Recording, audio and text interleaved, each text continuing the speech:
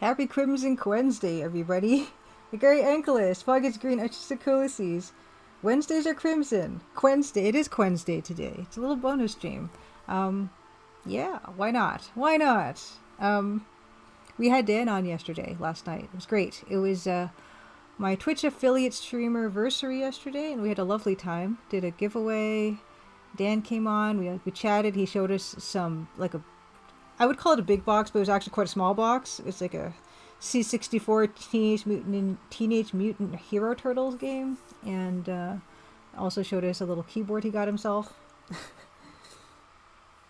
Just in an artsy mood, not just in an artsy mood, although we got very little done last night, so we're gonna make up for that.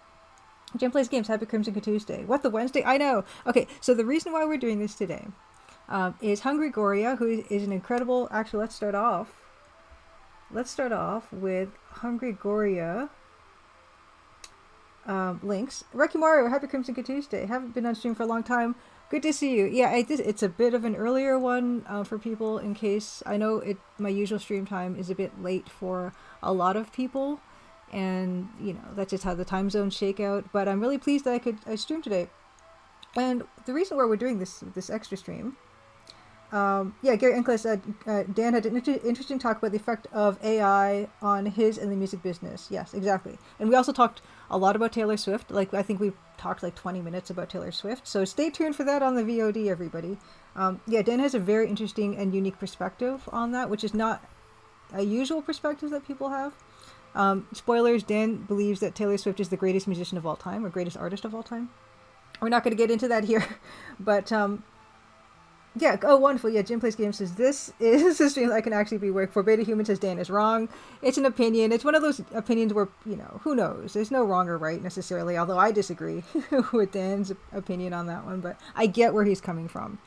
Yeah, Hungry Goria. I put Hungry Goria's links down. Hungry Goria is a super chill retro Twitch streamer who plays on original hardware, which is incredible. And she's right now playing Hero's Quest, or Quest for Glory 1, on an actual CRT. Super cool. And she was saying to me that she would love to raid into me, and our times never seem to match up really. And currently she has a chance of appearing on the Twitch front page or main page. And she was like, oh, I'd like to share the love with your community and everything. So I happen to be free at 4 p.m. Eastern today, and she said, oh yeah, she might be winding up at some point, not at 4, but maybe in a little bit. We'll see. But I said, of course, I would love you to raid into me if we can do that. So it was really kind of her to offer. The fact that Quest for Glory 1 is an EGA text parser adventure game is like the perfect thing to if people want to get into the Crimson Diamond stuff from Quest for Glory 1. I think that's a perfect kind of raid transition. So we're going to try that. We're going to see if that happens. She might get super involved in Quest for Glory 1 and maybe stay on longer. I'm planning on going until about 7 or so. But if she gets super into it and then I finish stream and she's still streaming, that's of course also cool, because I like streaming. I like spending time with you guys. I like getting work done. We're going to get some work done on the key art today. And I'm excited because we're going to actually start our next Let's Play. We finished Earthrise not yesterday, but last Tuesday. And we're going to start playing Lord Avalot d'Argent, which was made by Martin Thurman, who also made Daenerys Avarice's Sextus. I'm very excited to start playing that. So no matter what happens, even if Hungry Goria does not raid into us today, we're going to have an awesome time. I cannot wait to start that game. And I feel like it's going to be good. It's going to be good. It's not as hot today, which is nice. I'm really, really grateful. Yes. Hero's Quest in the CRT, Seagull. Yeah, let's give a shout out to Hungry Goria. Fellow Canadian as well.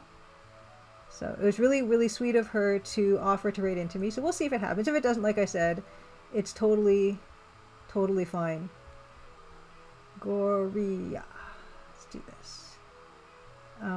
Here we go. Yes, her stream is lovely. Super relaxing person to watch play games. Jim Plays Games says someone cannot be incorrect about what their opinion is. No, it's fine. Like, when you get him to explain why he feels that way or why he thinks that way, it totally makes sense. Katoozing on a Wednesday. Yes, we're doing it. We're doing Adrian Bauer. Good to see you. Something fun happened. The other day. Yesterday or today. A YouTuber called Grimbeard played a bunch of Next Fest stuff and made a video about it. And Crimson Diamond has a segment, and it's amazing. I really enjoyed it, so I'm going to share that with you guys today. It's always Tuesday here. Yeah, in here it is.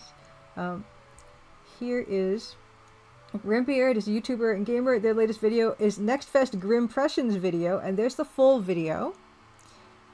But I'll show you my segment, because I feel like I was super stoked, as the kids would say. I don't know. Do kids still say stoked? I don't know.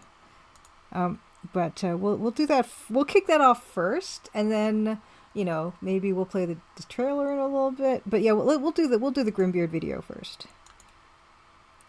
Okay, and it's loud, and I adjusted the volume on this already. He is a pretty big YouTuber. Yeah, he's got more than 100,000 subs. Hey.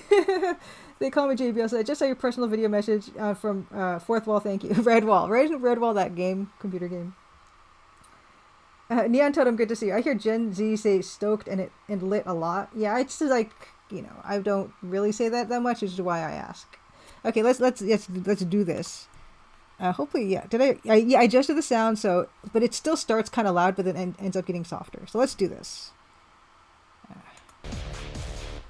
The Crimson Diamond is an upcoming retro adventure game from Julia Minamata, calling on and expertly mirroring a very specific window of adventure game that utilized a graphics adapter called EGA. The clearest source of reference for this would be the 1989 game The Colonel's Bequest. It's almost uncanny how much this game looks and feels like a lost Sierra game from the late 80s. Perfectly bottling the same cozy energy and color palette. It follows an amateur geologist and detective named Nancy Maple, who travels to a ghost town called Crimson in Ontario, Canada, in order to find proof that there are diamonds in the area, after a massive one is curiously found in the belly of a fish. Much of your time will be spent snooping through belongings, eavesdropping on conversations, and avoiding death at the hands of a mysterious killer every now and then. Possibly a barrier to some who are old head game illiterate, it's controlled using a text parser, meaning you have to type instructions for Nancy in order to get her to do anything. You want her to open a door, you gotta type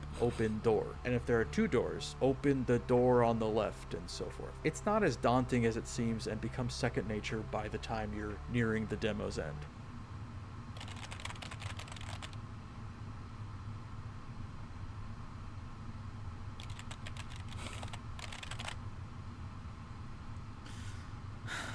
Okay. I'm very impressed by this project and how it pays homage while softly modernizing this era that is sort of a lost art. I mean, the conditions in which you would make a game and it came out looking like this are gone. So it's a machine entirely powered by love.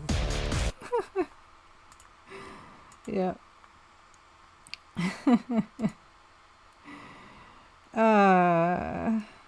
It's good times. What's this? Let's see. Oh yeah. Oh, you know I forgot. Yeah. Okay. I was gonna play this yesterday and I totally forgot. That's just fine. Okay. Anyway, Happy Crimson Tuesday. You guys, are you happy? Are you happy? Wow. I was gonna. I even tweeted that I was gonna share this on my Streamiversary, and I totally forgot to. And I was like, I just was clicking on my sources in my scene. I'm like, what is this? Oh yeah, this is something I prepped and totally forgot to share last night. Yeah, Jim Plays Games. Next Fest was great. It was really good. People have been saying on Twitter that Next Fest feels like, well, there are a lot of games in Next Fest, so it's kind of hard to get noticed and stuff in it, and I probably agree with that. But no, it actually has gotten some fresh eyes on the game, and I think that's super important. And maybe, who knows if it would have been more last year or whatever, but I'm grateful for every extra pair of eyes, or individual eyes too. Yes, okay. Anyway, so this is the angriest one we'll ever see, Julia. It's that cool, calm Canadian demeanor. I was pretty upset near the end of Mortville Manor when I could not figure out that ball and stick puzzle. But yeah, I'll introduce this clip. So we do have this Photoshop clip that it's a link in Nightbot, and you can call it up. But I wanted to show this because yesterday because when I started streaming, Cable Sasser, who is one of the co-founders of Panic, who make the Playdate, happened to be watching one of my streams, and this is when I was still using Photoshop CS2, which is why the interface looks different here. And up until this point, I did not know that you could have a non-anti-aliased eraser, and I had this workaround to ameliorate that difficulty. And then someone very helpful in chat actually explained to me how indeed you could have a non-anti-aliased eraser brush, and it changed my life forever. So happy belated stream anniversary to me. I will now share that clip. Baby Human says, Next Fest is overwhelming. A good demo is worth having. Yeah, I agree. Okay, so let's share this one together. It's great, and it can do so many things. But the drawback of Photoshop is that it can do so many things. If anyone knows how to get a non-anti-aliased eraser brush in Photoshop CS2, please let me know. Because right now, if I want to erase something, look what happens. Look at this. Look at this. So what I end up doing is I just end up like painting it in a different color and just deleting that color after a while. Go for the eraser. You can set the eraser to pencil rather than brush. Yeah, like not on this. Like this one, there is this mode. See, if this works, I don't know if you guys ever have this feeling. Like, if this works, I'll be so mad because I've been doing this thing this entire way, this whole time, my whole life, without knowing this. And I'm angry because I didn't know this for so long. But I'm also happy because I have it now, but I'm mostly just angry. So I kind of hope this doesn't work so that I don't have to feel these feelings. Okay. Oh!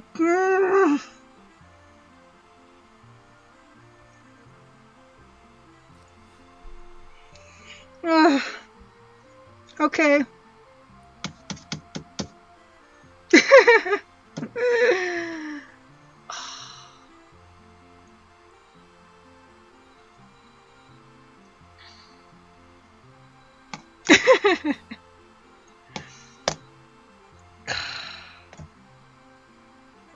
let's see.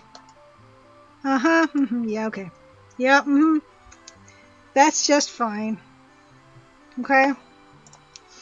You guys, are you happy? Are you happy? Okay. Good.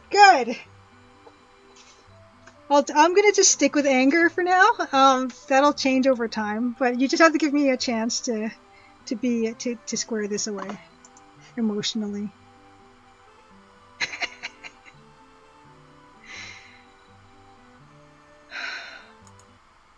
Okay, I'm just going to catch it up a bit on chat. Okay, let's catch up a bit on chat. Let's put the music back on. Okay. Neon told him the bed is not supposed to look like a face. It's just coincidence, I suppose. I think it was just me trying to demonstrate how I make a room in... I don't think it was for the actual game. It was just like a sample room I was using to demonstrate some of the techniques that I use. Oh, Disaster Squad, Happy Crimson, Wednesday. Yeah, this is a bonus stream because there's a possibility that Hungry Goria, a fellow Canadian, fellow retro Twitch streamer, will be raiding into us today because she doesn't often get the chance to do it, and today could be the day. And I happen to be available at this time, so why not? Why not? And if not, then, you know, we're going to have a nice time together. We didn't actually get any work done yesterday, so this is going to be our chance to make amends and start playing Lord Avalot d'Argent by Thorsoft of Letchworth. Always time for tea. Good to see you. Yeah, that's the occasion. So we're doing bonus stream, possibly getting rated by fellow Canuck. Either way, says, I've had those mixed happy angry feelings when I was fired from my training for a telemarketing job. Wanted a job so I could earn money, but telemarketing sounded like such a horrible thing to do. Yeah. I mean, telemarketing, you probably get a lot of angry people who don't want to talk to you, and that's just not good for the soul, probably. And Jim Plays Games says, the feature I didn't know existed in Unity for ages that I wish someone had told me about that made me feel like this. Yep. Yeah, Beta Human said, I think that clip is what got me into the streams. Nice. That was like a long time ago. It was one of my first streams, I think. And yeah, it was just really cool. Just even to have Cable make that clip and also to experience that. Oh my goodness. Yeah, yay, Disaster Squad. So 2 wonderful Canadian gals that I've spoken to at length. Yes, Hungry Goria is awesome. Oh my goodness. Thank you, Mug Monster. Thank you so much for the resub. Happy Crimson Wednesday. I know. Oh, here we go. Yeah. Always time for teasers. I'm glad because often your streams are too late for me since I start work at 5 a.m. This bonus stream is a treat for me. Nice. Yeah, no, I'm happy to do it because I do know that some people with work schedules or time zones, it just doesn't work so well 8 p.m. Eastern. But yeah, we're gonna get into it today. This is gonna be just your usual stream. Like pretend it's a Tuesday, but we're just doing this a little bit early on the Wednesday, which includes the usual housekeeping, which includes I'm going to be at the Adventure Game Hotspot Fanfare in July 26th to 28th in Tacoma, Washington. And I'm going to be on the Pixel Art panel with Meredith Gran of Perfect Tides and Tom Hardridge of Lucy Dreaming. They're both working on sequels. Meredith is working on Station to Station, and Tom is working on Heir of the Dog. And we have a wonderful moderator, Paul Corman, who is the co-host of the Classic Gamers Guild podcast with friend Anna Vigu. Hero Shapir, happy Crimson Tuesday. Just came by to say I'm so excited for the Crimson Diamond. Thank you so much. It's good to see you.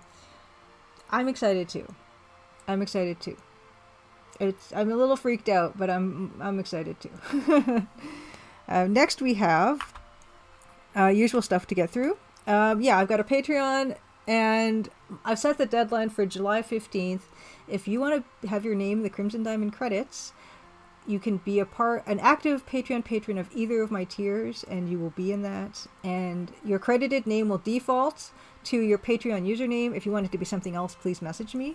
Yeah, there are chances, of course, if you join later, I will add you as well to the credits, but all bets are off after July 15th. But yeah, that's all that is. Moving on. Yesterday, I did do a fourth wall. Let me put my links. My links. Oh, nope, that's not what I wanted to do. That's my link for Patreon, and then here's my fourth wall link. We did a giveaway yesterday. Seamless Twitch and fourth wall integration. Judith Butler's Lover won, which was awesome. So congratulations again, JBL, for that. I think. Oh my gosh, Justice Squad said, I hope you don't mind, but I put your name in Curse 3 under special thanks section hidden away. Oh my gosh, Justice Squad, thank you so much. It's really sweet of you. Thank you. Moving. I guess what we can do next, and I guess I'm going to have to issue this warning every time, because now we have the new Gary J. King's release date trailer, which does have clips that are not in the demo. The music is just the Crimson Diamond theme. There's no spoiler narration on this trailer. It's just a minute long. I will tell you, if you don't want to have any Crimson Diamond spoilers, you can just look away from your screen for a minute, and I will tell you when you can look back again. This is the release date trailer that has other stuff you won't see in the demo, so you have been warned. If I could find it. Here it is. Okay, here's Gary's trailer, release date. If you don't want anything spoiled, please look away now.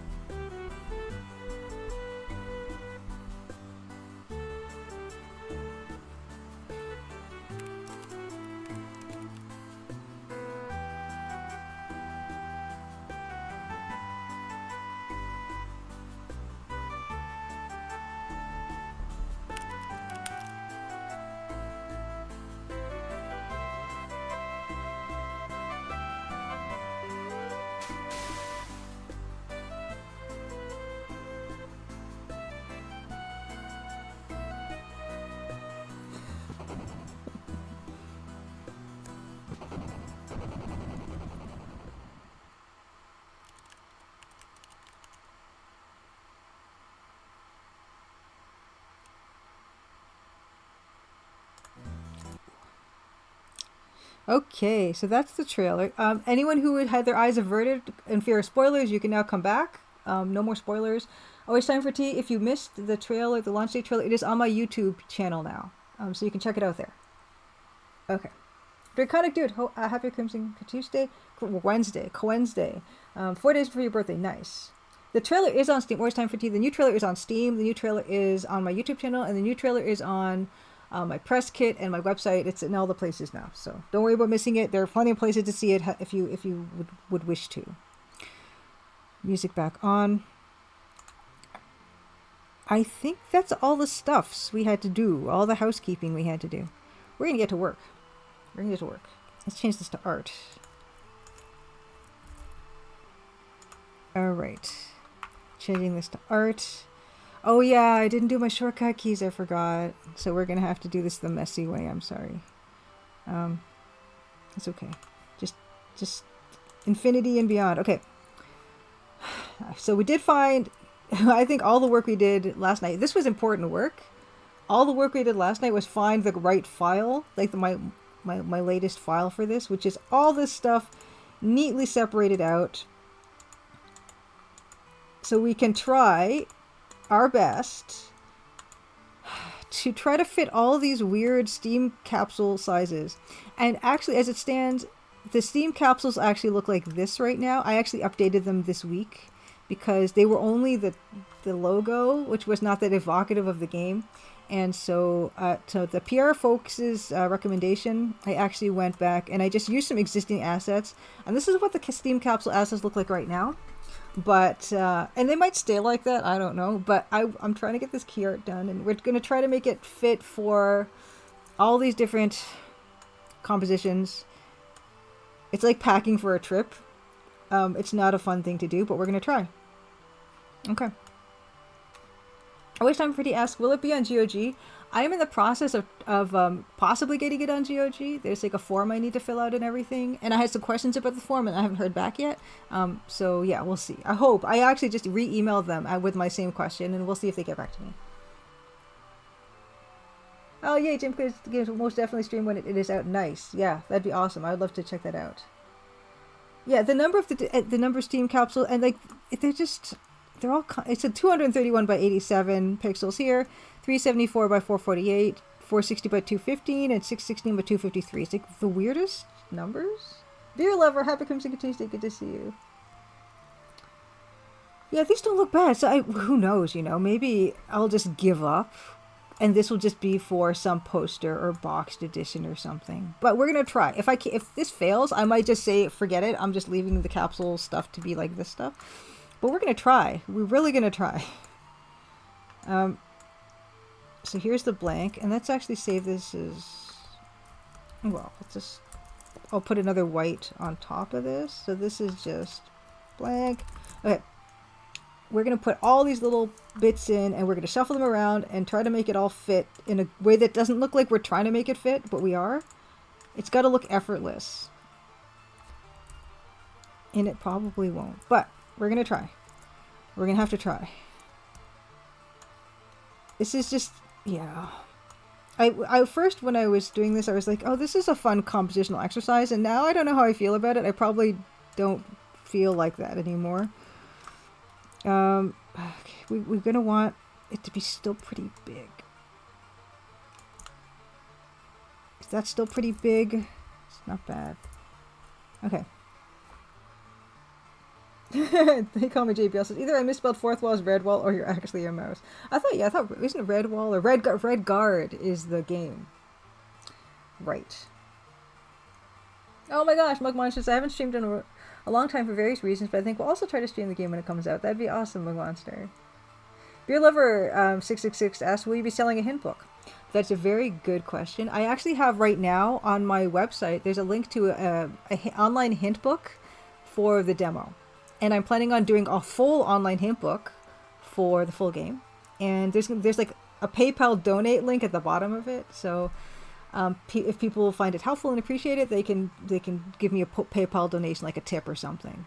That's pretty much what I've been planning for that. Yeah, I want everyone to be able to finish it and enjoy it to its fullest, so that will be something that will be available.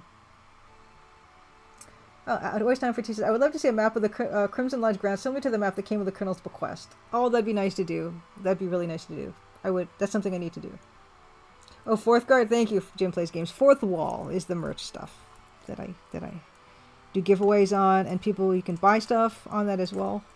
Let's drag Nancy in here. Oh gosh, this is gonna. I feel it in my bones that this isn't gonna work. It's okay. It's okay. It's okay. It's alright. It's okay. It's alright. It's okay. Where are you? Oh right. Okay.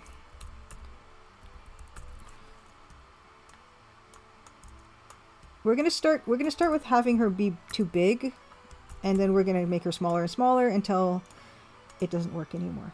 And we need the shadows. Oh my gosh.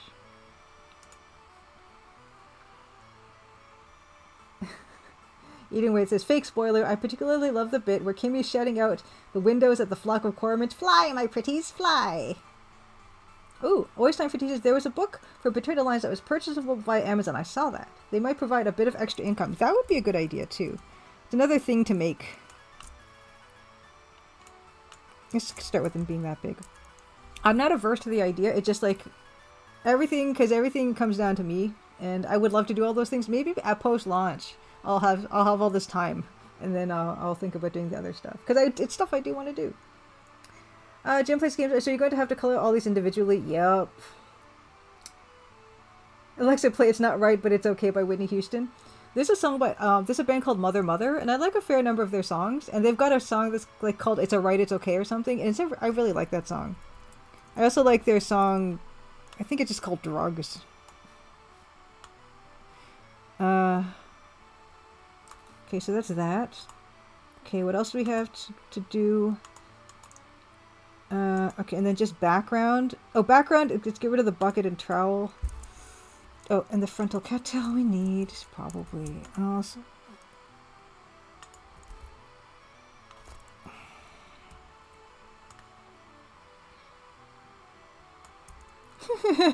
The witch voice.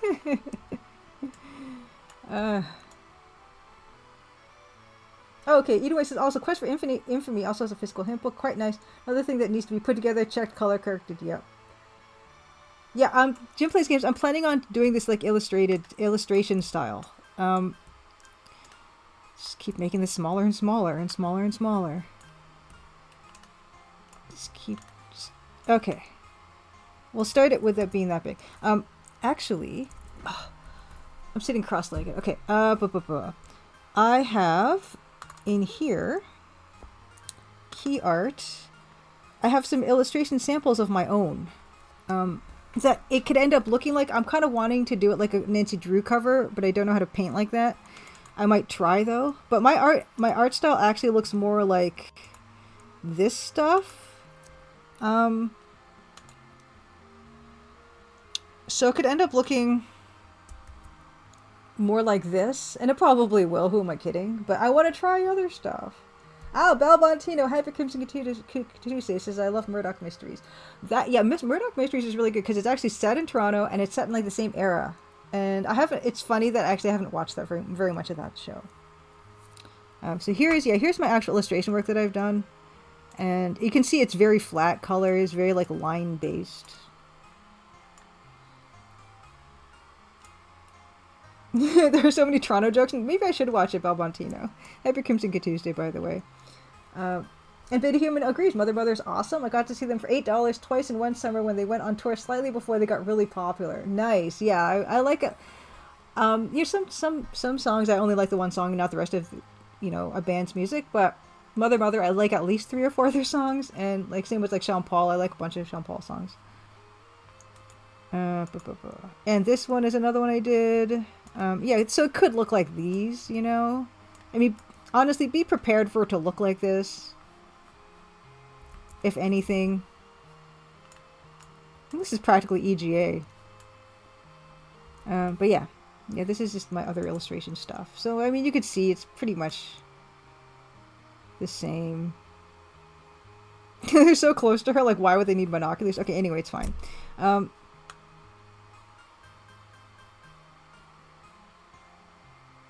Okay, so we definitely need the horizon line to be, like, here. What are we going to do with these people? You know what I should also do? So these guys need to be a lot smaller. Let's duplicate. Speaking of Wizard of Oz reference, Nico and the Badges, Happy Crimson Tuesday says, is there going to be murder in the Crimson Diamond? I can't spoil anything in the game. Thank you for the follow. I'm not going to spoil anything in the game. It's just a mystery. It's a cozy mystery. Oh, Jim Plays Games says, I've never understood why the conventional wisdom is not to use game graphics and capsule art, but I guess there must be a good reason. I don't know. I mean, it just seems to be the way that people do it. I'm not totally opposed to it. In fact, it could be that we go that way, and I'm open to that. 2 loops and not binoculars. Like this. Yeah, oh, thanks. I'm glad you like the Alice in Wonderland illustration. Yeah, 'cause this... You put them over, like, you know, they can't be over here. Gotta put them over there. But also, I don't want the head of one of these people to... You don't want it to be right on the horizon, you know?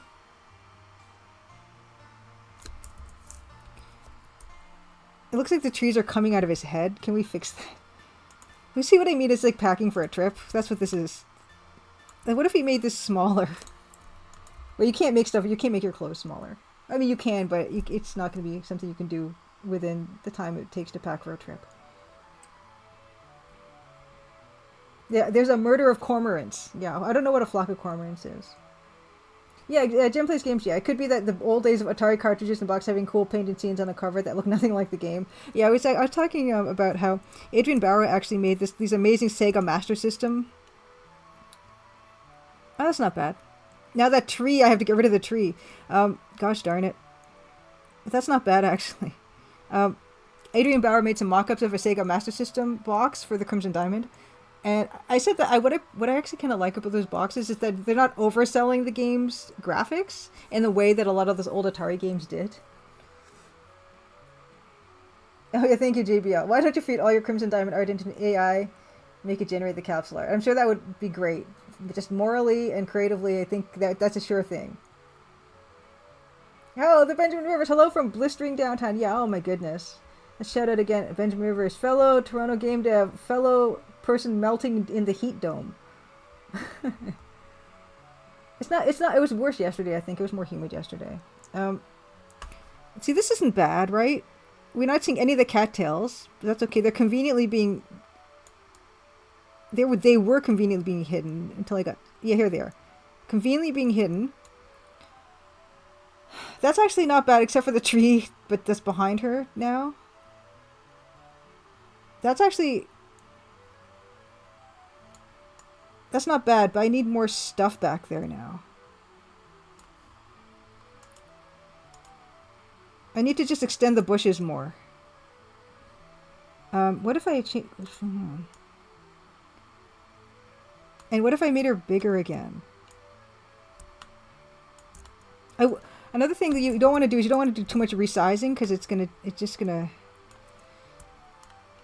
I'll eventually like resize these proper instead of just making them big and small because that's just gonna mess them up worse. Do I need to make her smaller? Nope.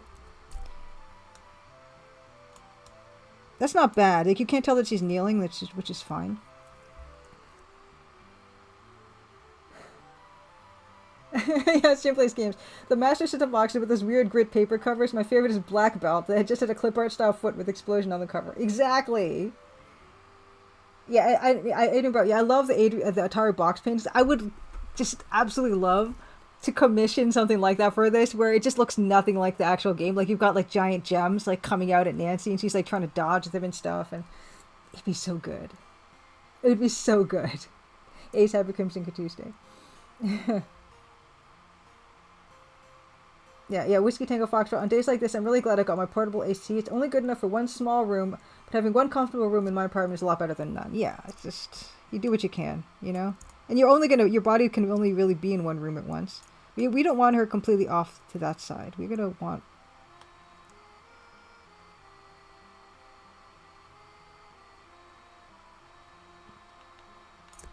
Okay, let's do that, and let's just hide some of that tree back there and see how we feel. Because that actually, surprisingly, it might work out, you know? Who would have thought?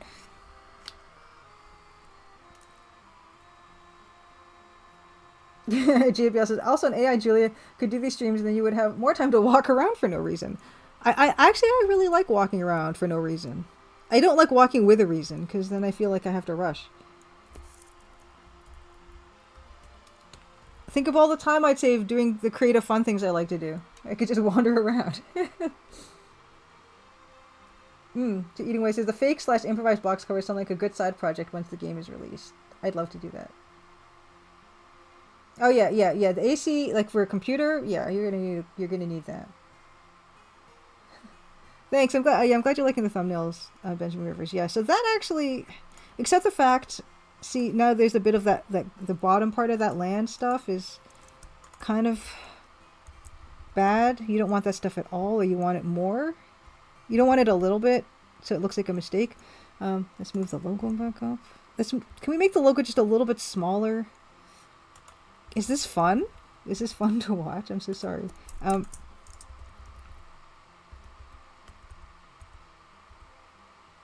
That's not bad. That's not bad.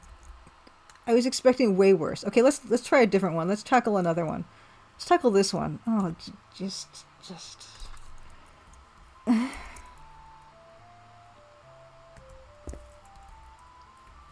Yeah, and all this will have to be rendered separately. And Goblin Prince, happy Crimson Tuesday. Good to see you. Deledrius, happy Crimson Tuesday.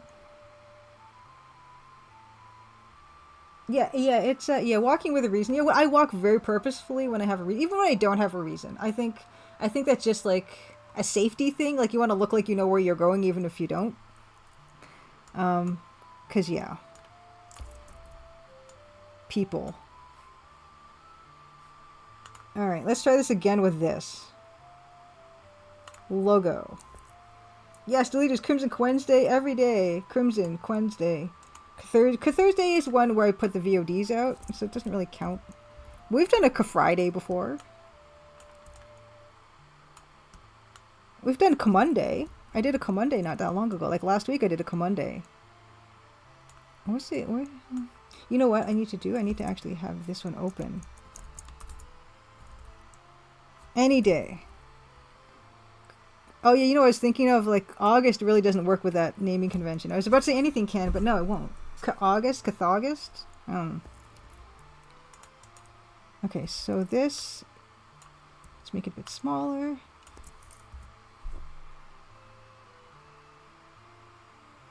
My monster says a Crimson Diamond box that completely misrepresents the game should feature the Crimson Diamond actually being red rather than named after the town. Also, the diamond should be some kind of diamond golem monster with a cape. He is villainous. Yes! Yes, exactly. A diamond golem. Yeah, exactly. Eating with. Walking with purpose. A wise thing to do if you're in a large city, not looking lost or confused. Exactly. Crogist. Mug monster. K230. Cathogist. It does sound like a Lovecraft event. Cathogist. We could say Cathogist. Crogist. So here's this, and then we're going to try to put more of the stuff in it. More stuff. Oh yeah, first Nancy. Nancy goes first. Here.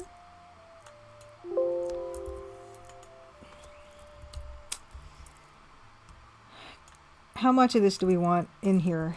Should we just keep her pretty big? Make her quite small. Actually, that's not bad. Is that bad? To just have that much of her poking out? Because I feel... it's not bad.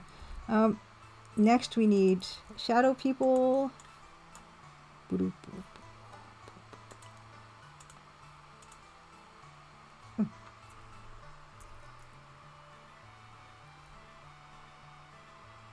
Oh yeah, Deleters, yeah, for verisimilitude. Not completely, but there should always be a screenshot out of the set that doesn't actually make it into the final game, or at least the scene isn't available in the platform that you bought. That would be horrible. That would be horrible if I just... That's something somebody mentioned, like, oh, you might have scenes in the trailer that are not even in the game. I'm like, I would never. Because that's wasted effort, but it would be hilarious.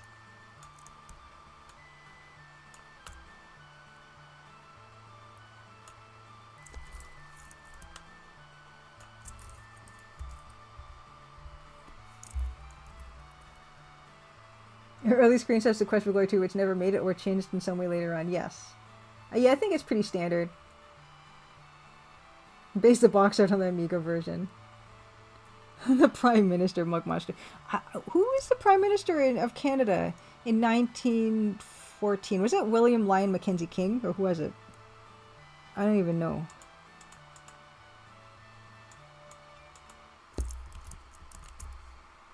Nancy on the Moon with a bubble helmet. Perfect. That'll get them buy-in.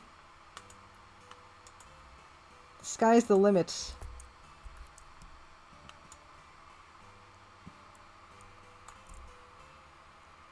Yeah. I think that's exactly like one of the many reasons, deleters, that things like that happen. I assume the boxes need to get worked out before the game is finalized. Yeah, that's kind of, I think, what happens. Like, they'd be like, okay, we're going to start production on these boxes even though the game's not finished yet, so give me some screenshots, and they're like, okay, here's some screenshots, I guess. Yeah, I think that's how that works. Nico in the bad seats asks, did you implement automatic doors for the final release? Oh, we have to type every time we want to open a door. I love the demo, but I thought automating the door opening would improve the experience. Well, automatic doors would probably, like, not be that era appropriate. But in the Colonel's Bequest, they have, like, rooms that have no doors. And I totally get why they did that, because the doors are a big hassle. They're a hassle for you guys, they're a hassle for me, they're a hassle for everybody. So it's better for everybody involved if we didn't have the doors. But there's something inside me that was like, I need doors on bathrooms, I need doors on bedrooms, I need doors everywhere. I'm not comfortable if I can't close the door. And that's why the doors are there. Actually, there's a kind of a game design reasons as well for the doors to be there. So I kind of invented those to rationalize my irrational need to have doors on rooms. But yeah, from a game design perspective, ultimately, doors are, more trouble than they're probably worth. Oh, Beta Human, it was William Lyon Mackenzie King? Your dad's favorite prime minister? Nancy Doom. Yeah, Nancy's the Doom guy gunning down demons. I thought that's a demos. Oh, Robert Borden. Okay. So, anyway, Robert Borden was Canadian PM from 1911 to 1920. Borden. Yeah, you can type OD, like the text parser shortcut for that. Yeah, I think people assume the doors exist in TCB, even if, they just really don't. Okay, we're gonna... Yeah, the problem is the name of the game. The name of the game is the problem. Kind of fits there, in the swoop like that.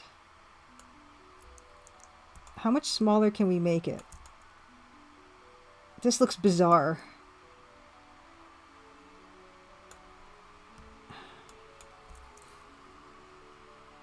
Yeah, it is a lot of trouble when you go in the bad seas. It's funny because the release date trailer debuted at the IGN live event on the first day, and most of the comments were like super positive and everything. And one person actually had a comment which I was actually going to reply to, but I ended up not replying to, and it was there's not even like a Steam link to the video, I guess. And like I didn't write the video description to put a link, but I did notice there was no link there, and I was going to reply to them with the link to the Steam store page. But then I had a second thought. I don't know, maybe this is mean, but I thought this is a text parser adventure game, and there's like a lot of typing in the game, and I totally get if it's not something that people enjoy. Like some people are going to enjoy typing, some people don't enjoy typing, and I totally get that. So if this person didn't want to type into their Google the Crimson Diamond Steam, then they're probably not going to enjoy the game. So I did not reply with a helpful link, because I'm like, this is not actually going to be helping them probably. So your mileage may vary, but I understand. It's like a lot to ask people to do, and some people love it, and some people it's not for them. And it's very understandable. I just keep let's just make it smaller. Then they're in the river now, those people. Can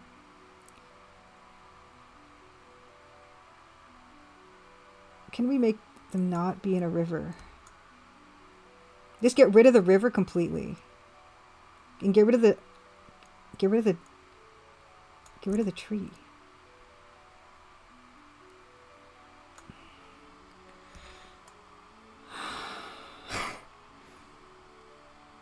Maybe I have to get rid of the tree.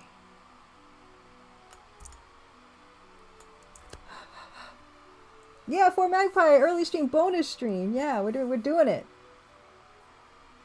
Disaster Squad asks, would you consider your game a one-time playthrough kind of game? What is there more to do with the second playthrough? I don't know if it goes into spoiler territory. I've mentioned there are different endings depending on, you know, what you do or what you learn in the game. I've said that before. I don't say what the endings are and stuff, but there are like different endings. Yeah, and I do have achievements. I will have more achievements. That's something else on the to-do list. I have to program more achievements. I'm not crazy about how the D is poking into her arm. So maybe I need to completely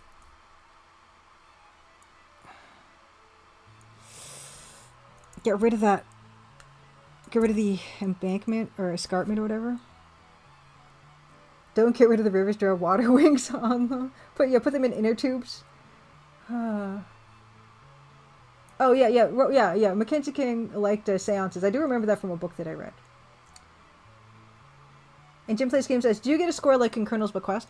For the testers right now, there's a score that is showing, and I probably, like, I was thinking not, because Colonel's Bequest you don't, but like they don't have a score, like a running total of your score, but I might keep it there. Always Time for Tea says, crazy question that you have probably answered before, but is the Crimson Diamond set before World War One? Actually, it's not a crazy question. I don't think anyone's asked that before. And I guess it's an interesting question. The game is set in August of 1914. So you can draw your own conclusions from that, perhaps. And it's funny because the game's launching in August, so that's kind of perfect. Okay, this isn't bad. We can say that, but the tree definitely has to go. It looks like the tree is the problem in a lot of these. And I thought I was being clever, and I was being clever when it was a vertical composition, but this is not. The leader's interesting. But even asks, can you get a negative score? You cannot get a negative score in the game. So the cattails are going to have to go in this. Maybe I can make these guys bigger. No, they're too big now. Oh my gosh. That's so weird. What a weird thing that just happened. Because I'm looking between these two and it's just like... That's bad. Okay, we gotta move her down. She doesn't work there.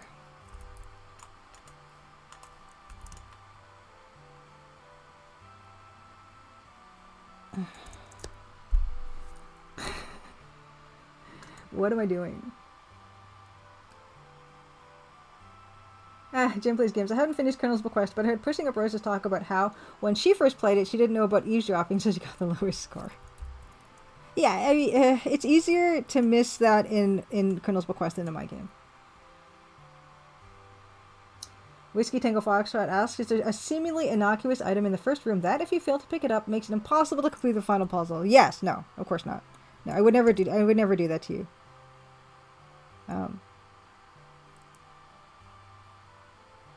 But there is a new item that is new in the starting room, that is new in the new demo. But you don't need it, really. It's just for flavor and to help people navigate the lodge.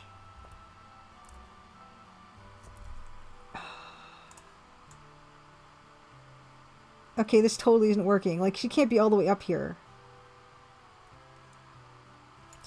These people...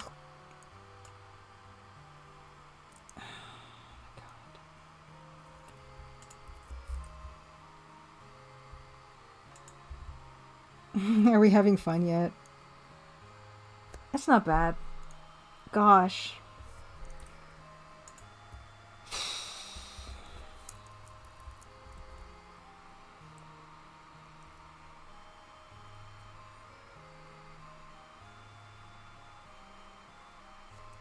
Well, I tried, yeah. I tried Jim Plays Games, who says, Crimson Diamond is all the good things about OCR games with none of the awful player-punishing nonsense. I've tried. I've really tried to make it, like...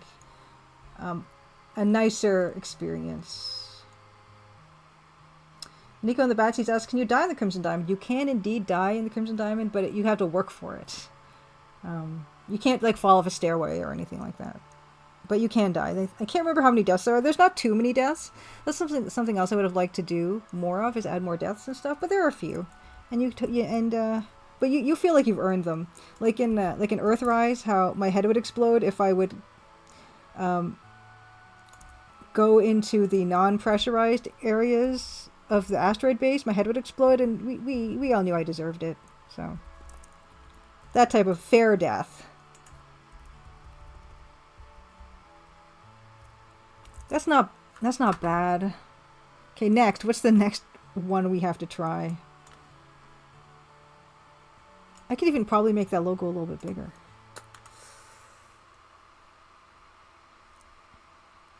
And Jim Plays Games asked if there will be achievements for the deaths, and of course. Of course, there will be achievements for deaths. Okay, this kind of just fits.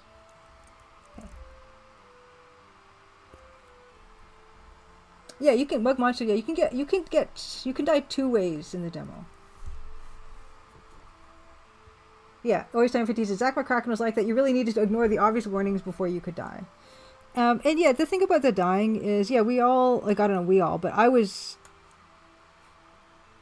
scared of the dying when I was a kid.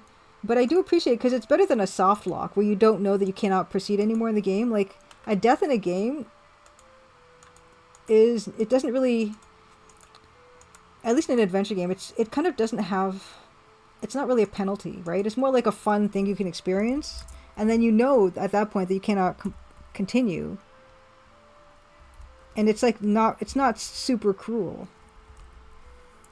So this would be a we have to get rid of this stuff,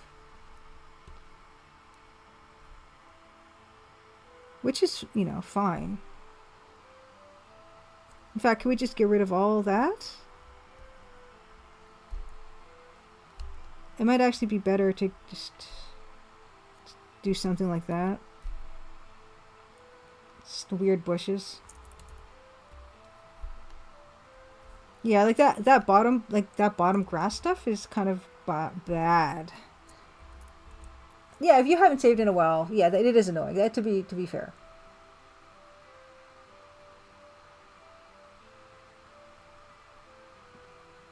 Nico in the Bad Seat said, that's good to hear. I think the possibility of dying makes the game more exciting, as long as you don't overdo it like Sierra did. Whoops, you got a paper cut, you bled to death. Yeah. Or one where my favorite / least favorite way that goes is like if you get poisoned or something and then they'll let you continue playing for a bit and then you die. That's bad. Yeah, and Deleter said, Quest for Glory was pretty fair, I think. Yes, Mini Roach, Happy Crimson Tuesday. Dying is more cruel in real life. Yes, just a little bit. And Mini Roach also says, I love the demo. Looking forward to the full release. Thank you so much. Thank you for coming around. Happy Crimson Wednesday. Usually, this is something I do yesterday and 4 hours later than this. But yeah, we're trying something else today. Yeah, this is definitely... I would just need to, you know, finish off these... Oh, no. Finish those bushes off like that, and then it's kind of fine, I guess. It looks just a little weird. Can we introduce the tree at all? Can we have a bit of tree back there? Because that just, it looks kind of empty up by her head. Let's see if we can't drop a tree back there. It's just, I don't know.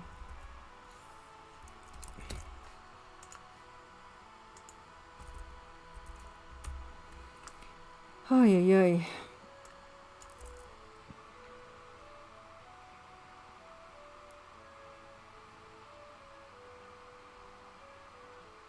Yeah, exactly, Gary Ankles. I don't have tons of experience with many Sierra games, but their deaths aren't so bad if you save a lot.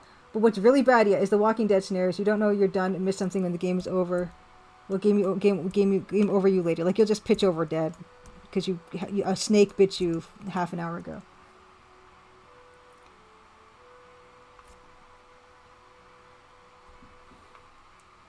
And Beta Human asks, how much is the Crimson Diamond going to retail for? That's a very good question, Beta Human. And the answer to that is I don't know yet. And I should know, but I don't. And part of the reason for that is because I get to decide that because I'm self-publishing my game. So I can do whatever I want.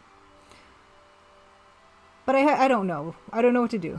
I really don't. I haven't decided yet. And I guess this is as good a time as any to ask chat how much I should sell this game for.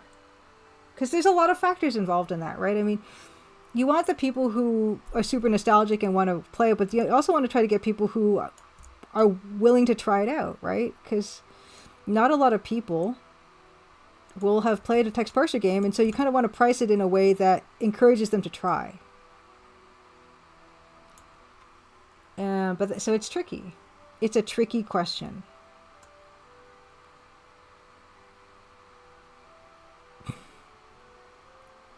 I just want to break up that huge... Yeah, that might not... That's not bad. If we put it back there. So if anyone has any bright ideas about what I should price the game at, let me know.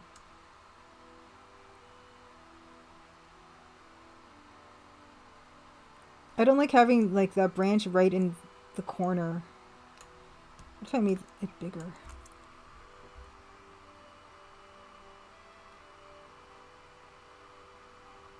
Hey, Robot Spacer, happy Crimson Wednesday. Good to see you. Let's give Robot Spacer a shout out. Robot Spacer, happy birthday. Again, happy birthday. It was Robot Spacer's birthday the other day. And he was hoping to celebrate it by finishing at long last Malpidi Island after probably, like, what is it now? Like 120 hours by now, Robot Spacer?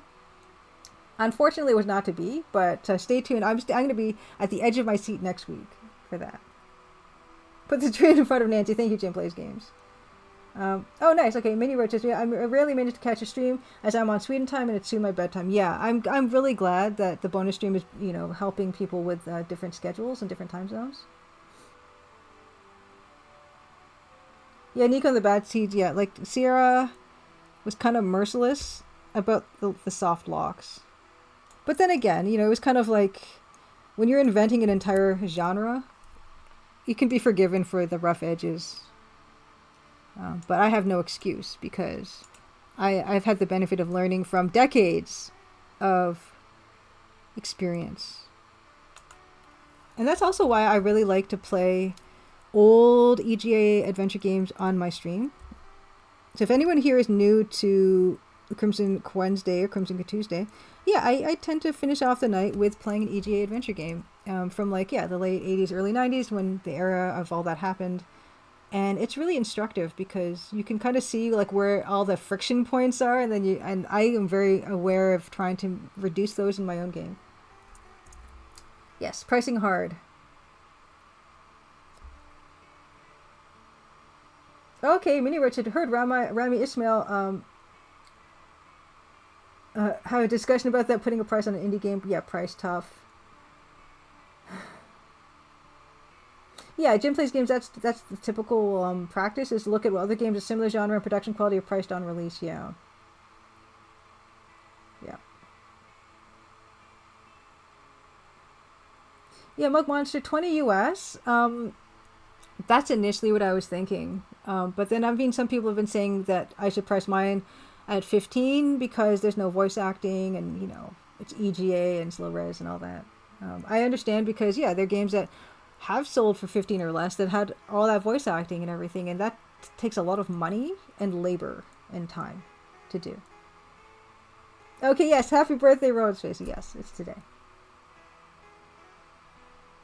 Oh, Gary Ankler said, you could have priced the game how you want and throw in a developer appreciation thing in the Steam store if people want to give more. I didn't even know that was a thing, Gary Ankler is. Edenway says, pricing can be tricky. I think the Coles charged more than some people thought they should for Hero U. The Williams sold Colossal Cave for around $40 originally, but discovered the price might be more than some people would be willing... Oh my goodness. Would be willing to pay for a digital price. Oh my goodness, it is Hungry Goria. Hungry Goria. My goodness. Happy Crimson Wednesday. Thank you so much for your raid. Hello. How is Quest for Glory 1? I know that's a newish one for you, and I'm very curious about how you feel about it now overall.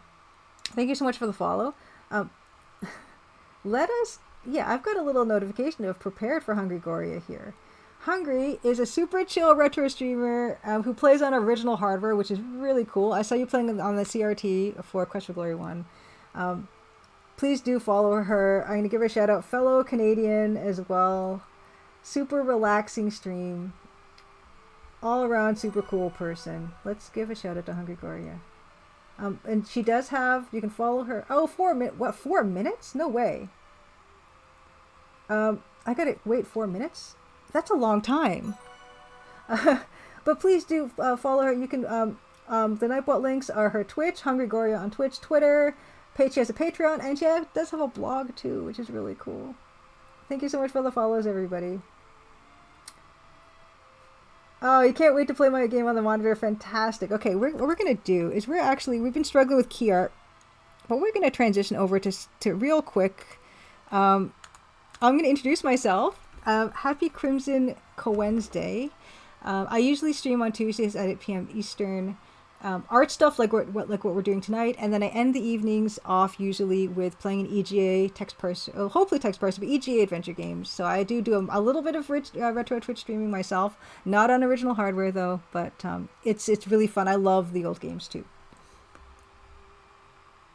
Yes, I discovered your Patreon. Of course, I have a Patreon too. We gotta we gotta live, we gotta eat, all that good stuff.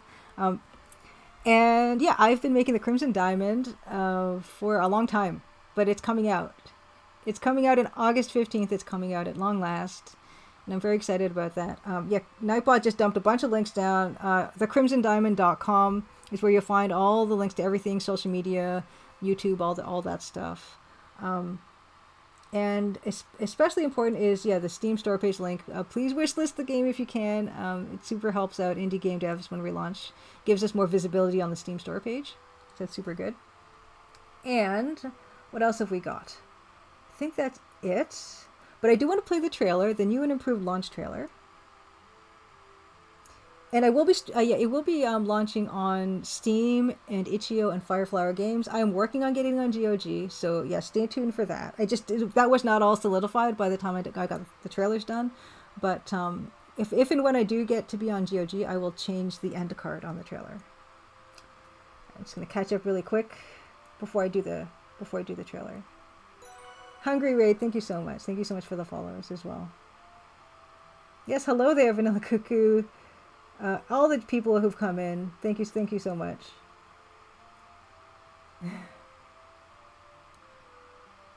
We were just talking about, before you rated, I don't know what to price my game at.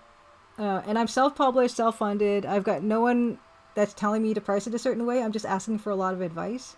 But I'll show you guys the trailer, and then you can tell me how much would you be. Let's like Price is Right. Like, how much are you willing to pay for this showcase? I'll show you guys the trailer. The trailer has, just as a warning, I know some people are super careful about not getting anything spoiled in an adventure game, and I want to make sure that you know that there are some clips in the trailer that are not in the demo. So I will tell you, if you want to look, there's no voiceover that spoils anything, so you don't have to worry about accidentally hearing anything. It's just a matter of like seeing some clips that happen later in the game. If you do come to my streams at 8 p.m. Eastern on Tuesdays, I never spoil anything on those streams. I basically spent the whole 4 years? Oh dear.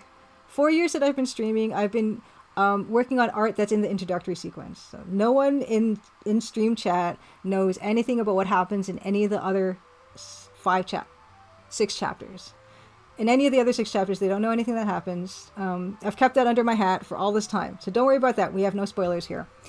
I'm going to play the trailer for you guys, and the people who don't want anything spoiled, oh my goodness, Piece of Hannah. Speaking of cool streamers, it's so wonderful to see you. I am on a 4-minute cooldown on my shoutouts. Did I have a 4-minute cooldown for Hungry Goria only? I have to wait 13 seconds before giving Hungry Goria another shout out. I'm going to wait for that, and then I'm going to give Piece of Hannah. Piece of Hannah, which is a wonderful streamer, streamed the Crimson Diamond demo. It was a pleasure to watch you play it. It's some people are just good at adventure games. I'm not good at them at all, really, and it's amazing to see people just get in there and like they're finding all the stuff and they just can get through it no problem. But let's give Hungry, and then I'm gonna give Piece of Hannah after I run the trailer. I'll give Piece of Hannah a shout out. But this should be 13 seconds, right? This should be 13. Okay, great. That's the good shout out for Hungry Goria. I'm gonna play the trailer now. If you're worried about any spoilers for later in the game, take the minute to just look away from your screen. I will tell you when you can look back. Yes, super, super, super careful about spoilers here. I don't want to spoil anything for anybody. Okay. Please look away starting now.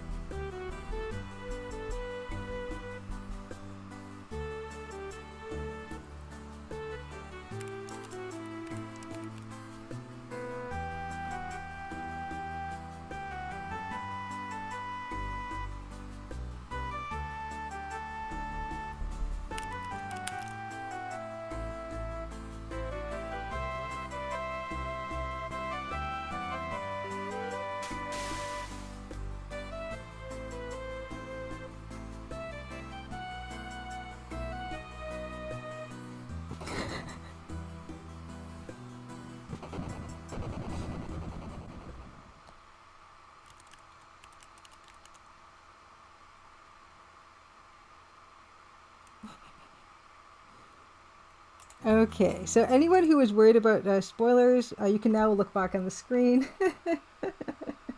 And yeah, the original trailer, there was just like, I guess, what are those trailers called when it's just like announcement? An announcement trailer, my announcement trailer, I did the voiceover, and it took like 40 plus takes. And yeah, people got used to it.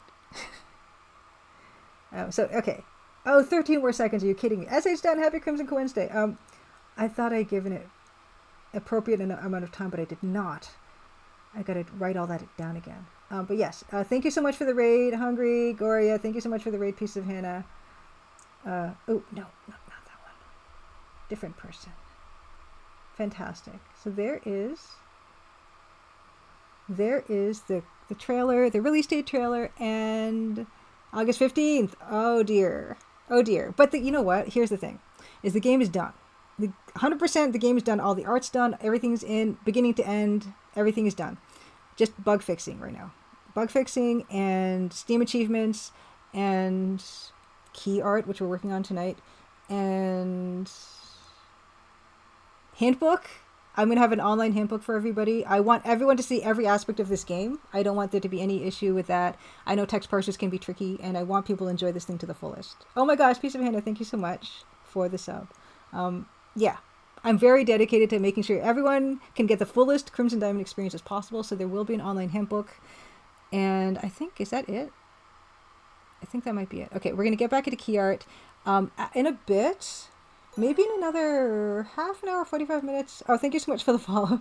Another half hour, 45 minutes or so, I'm going to get into starting a new Let's Play. So anyone who's new to the channel, this is a good time to get into it because we completed Earthrise last week, which is a game from 1990 by Interstel. Now, thank you so much as well for the follow. And it was awesome. If you've not played Earthrise, it's not available on. It's not available on GOG or anything, but you can ask them to possibly add it. It's an incredible text parser EGA adventure game. I really had a lot of fun with it. Tonight we're starting something called Lord Avalot d'Argent. And the fun thing about that is the developer of that game, Martin Thurman, she created Daenerys Avaricious Sextus, which is another EGA text parser adventure game. And I actually had her on stream for a few streams, and she talked about the game and how she made the game and other stories about her life, and it was really fantastic. And I'm hoping to have her on again after I've kind of played through the game on my own first. But I'm very much looking forward to that. Some of the graphics I've seen look amazing. So yes, that's going to be happening next. But now right now we're doing this. I've kind of poked fun at this. Oh, you know what else I should quickly say also. Before I get into it again, I just want to make sure that no one misses any of this other stuff. Where'd it go? Oh yeah. I'm going to be at the Adventure Game Fanfare in Tacoma, Washington from June 26th to 28th. So if you're going to be in the area, check out that event.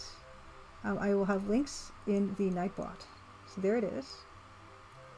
Oh, thank you, Nico. I love dithering so much. In fact, I have like cross-stitching and stuff that I do too. Love it. Oh, yeah, thanks, Greg Best. Happy Crimson Tuesday. Just gonna catch up quickly on chat again.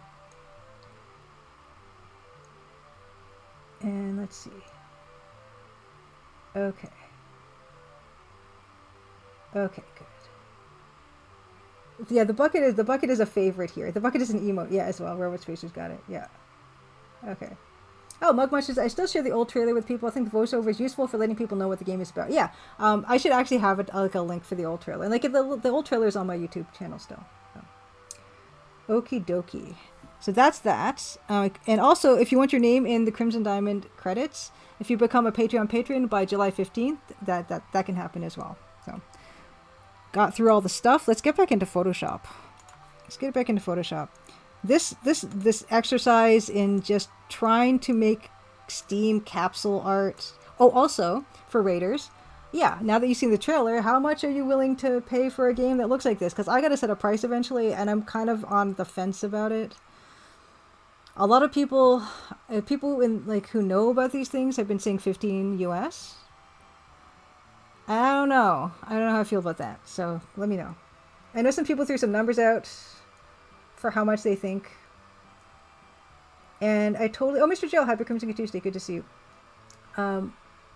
Yeah, there's some people who say that because there's, no voice acting and stuff, and all that stuff's expensive. $23,000. Thank you, JBL. Thank you. Yeah, Mug Monster says, I can see the reasoning behind $15 would be more likely to draw on people less familiar with the genre. I think the length of the game also factors into it a lot into people's minds. 20 sounds fair to me, but if $20 scares off people who are unfamiliar with retro games, it would be unfortunate. Exactly. Like, that's the kind of balancing act I'm trying to... Okay, now that we've looked at this with fresh eyes, I don't know if I like that tree there. It's just looming on her, and it's just not helping anything. There's so much space up there, but there's not really much I can do about it. Maybe I should make the tree smaller? Oh, am I glitching? Hold on. Did my stream stop? Okay, I'm still here. Let me know. Yeah, scream and shout if something goes wrong. I deserve all the monies. Thank you, SH Don. Yeah, it's a real tough question. Oh no, Second Echo, don't even suggest that Steam... These Steam capsule asset dimensions have been etched in basalt columns. Okay, these are never changing. Don't even suggest that. Yeah, let's see. Branch in the corner, but left the trunk out. Branch in the corner. It might look... Yeah, it would just come like it's coming out of nowhere. But I'm going to try to make it smaller. Yeah, I'm so sorry. This is not super interesting. We can gigantify an emote? What was that? I just saw a notification. What if I make the... No, it just... That branch is... Hi!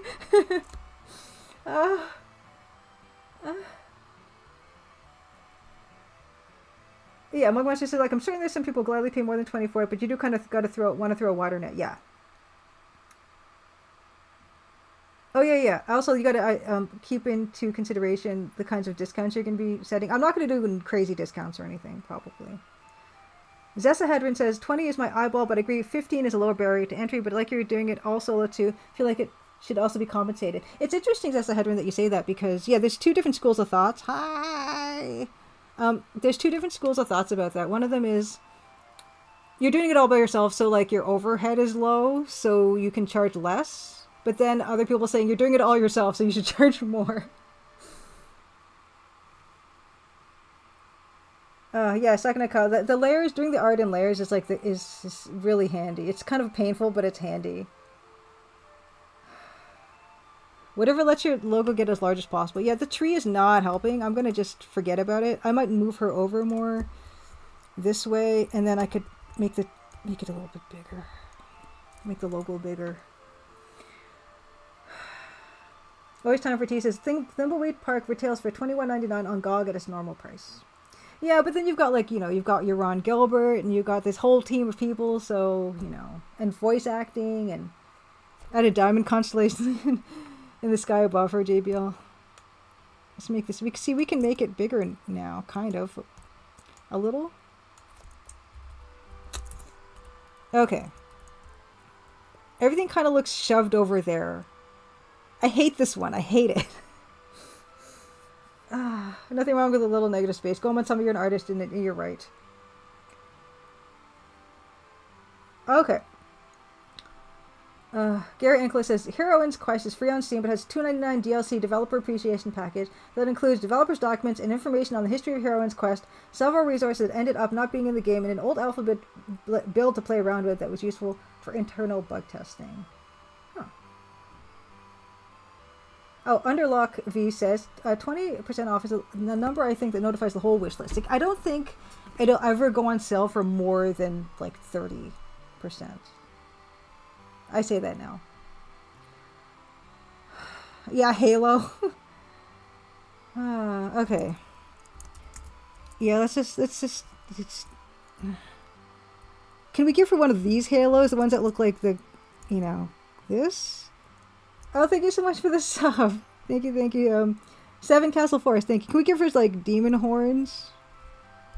Or those look like cat ears. Just give her cat ears. I don't know, guys. This one I hate because of all the space above her head. Let's try to move her back up again and then have it not work again. See, this is not going to work because of where the horizon is. Gosh darn it.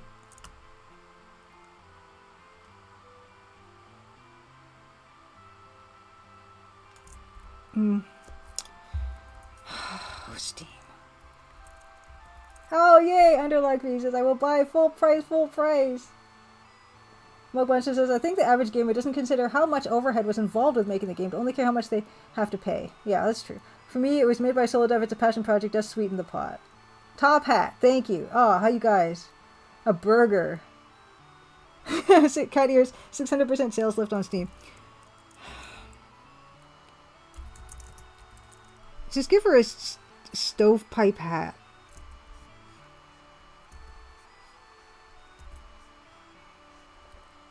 Perfect. That solved it. Deleter says, yeah, whatever you choose, this is a day one full price game. Thank you. I appreciate it.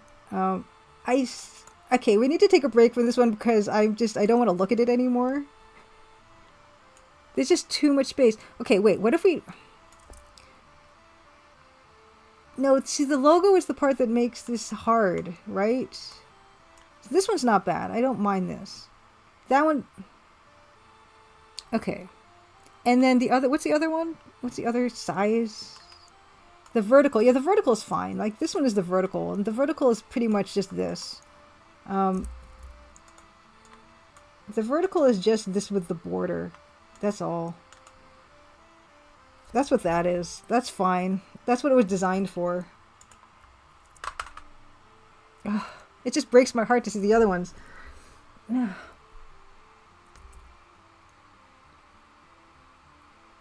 Corn cob pipe, thank you.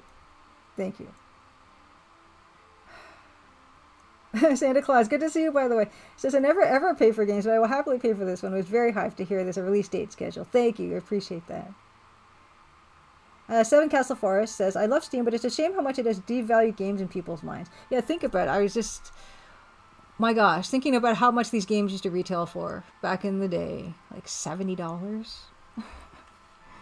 And now we've kind of gone down to 15 typically. Sujak, Telwinium is fantastic. It's totally, totally gorgeous. Yeah. Free on itch with a suggested price of $4. Crazy how cheap a lot of these retro adventure games are. Yes. Yes. In fact, let's quickly share something while I'm wrestling with this. Here's a list of modern EGA text parser adventure game creators. If you're interested in seeing their projects, Cosmic Void has made 3 Tachyon Dream games. That's on Cosmic Void itch.io page. Davor, speaking of, also streams his game development at DEIVORE on Twitch. Kinney Games is making Kinney Echo, Signal and Echo Iris is missing. That's at KINIgames.com. There's a demo for that one. Mousesmith's remade Enclosure. There's a classic old game, Enclosure, and he remade it with a 3D look. And he's making an original game right now called Escape from Castle Matsumoto. You can find that at MAUSIMUS on itch.io. Phil Forte had made 4 Snail Track games with a predictive text parser input. Snailtrack.com. Slat Studio has remade Betrayed Alliance 1 and is currently making Betrayed Alliance 2. These are all text parser EGA adventure games, by the way. You can find that at rjslattery.com/betrayed-alliance. And Pixel Turkey, who is also a Twitch streamer actually, and game dev Jeff recently released The Zen of Kayaking on itch.io. So there's a few of us out there.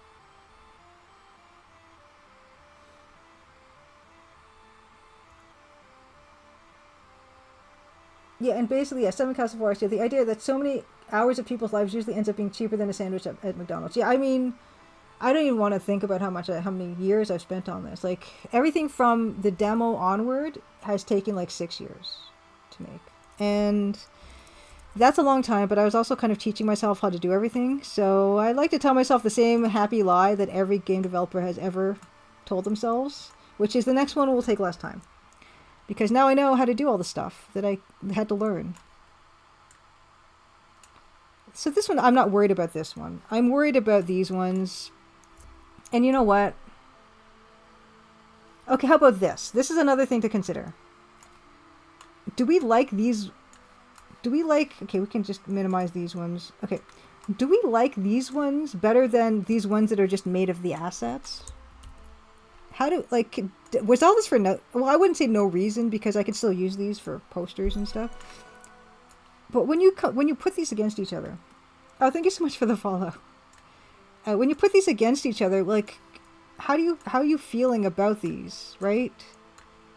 Once it's all said and done and colored and everything, do you think that these would be better than this? And if you can say no, and I'm totally fine with that. Because I would still do this art, but it wouldn't be such a priority, you know?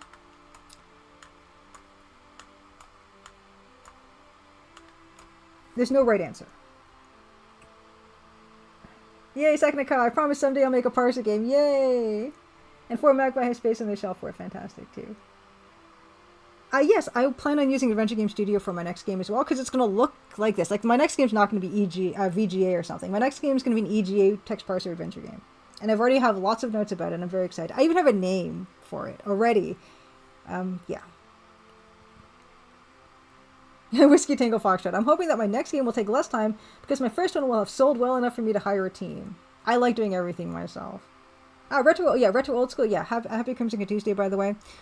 Yeah, this is made in Adventure Game Studio. Okay, Robot Space is a new illustration, more compelling to me, gives an air of mystery that suits the game better. Original capsule art more, the one in black and white, I mean. Original? It will be, yeah, it'll be a sequel, Always Time for Tea.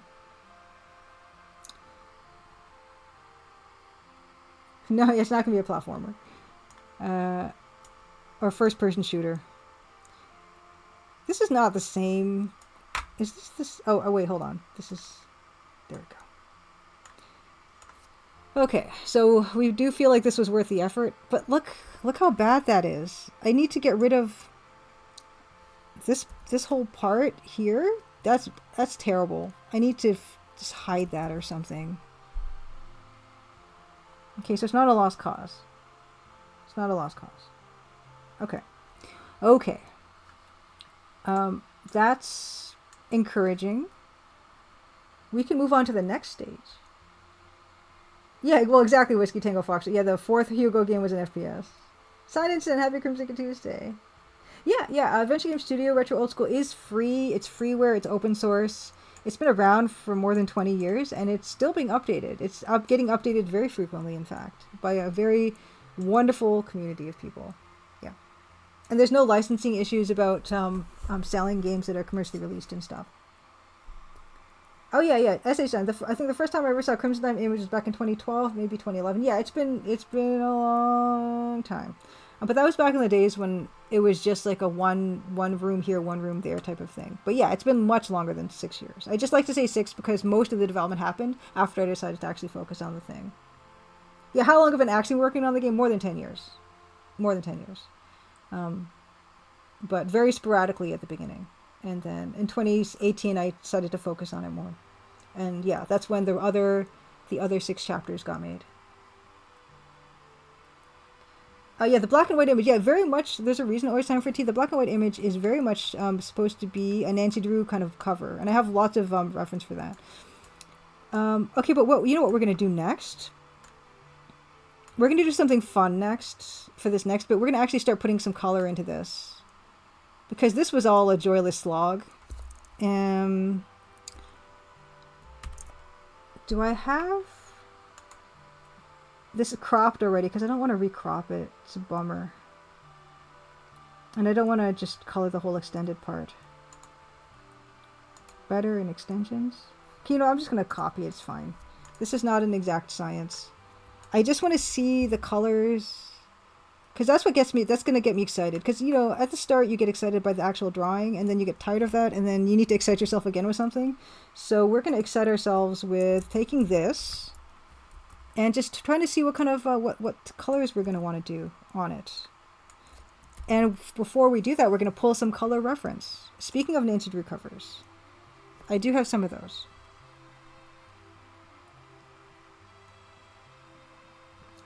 Retro Old School asks, do you think pixel art is accessible even to people that aren't good at classical drawing? Absolutely, 100%. Actually, Retro Old School, I did a whole talk about that. It's on my YouTube channel. I wish I had a link for you, but I don't. But I do talk about that, and there's a lot of reasons for that. One of them is, yeah, it's lower resolution, so you don't have to get all hung up on realism. I don't think realism is desirable a lot of the time when making games. The most important thing is conveying information and setting a tone for your game. So I think a lot of times when people start drawing, they get all hung up on, oh, it doesn't look like this, it doesn't look like that, it doesn't look like real life. And that's not what interests me about art at all. What interests me about art is interpretation and symbolic representation of stuff. That's what interests me.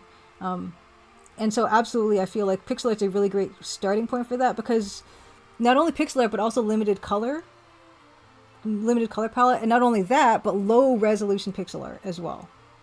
Because it's going to get you to figure stuff out, like how am I going to convey the idea of a table or a chair in, like, you know, 32 by 32 pixels, instead of just getting overwhelmed by, you know, life's analogness of how am I going to depict something. Because the more detailed something is, the more specific you have to get. But if you have low-res pixel art, a chair could be 4 legs and then like a stool or something, right? You barely have to do anything for someone to understand it's a chair in a room, because you're going to put it in a room and someone's going to be able to sit on it. But if you're going to do realism, you're going to like, okay, well, what kind of wood is the chair made of? And what era of this furniture design is this chair? You know, all these things, like, oh, what are the legs like? And then you get all tied up in the details, and that's not what's important, especially about games. So yeah, at pixel art's also good because you can look at screenshots and you can see exactly how things are broken down. And then you can start, a lot of ways people start with pixel art is they start with like taking screenshots of other games and just changing them and adapting them and altering them. And you can learn a lot of good lessons like that. Okay, yeah, what was I going to do? Yeah, I was going to get my references.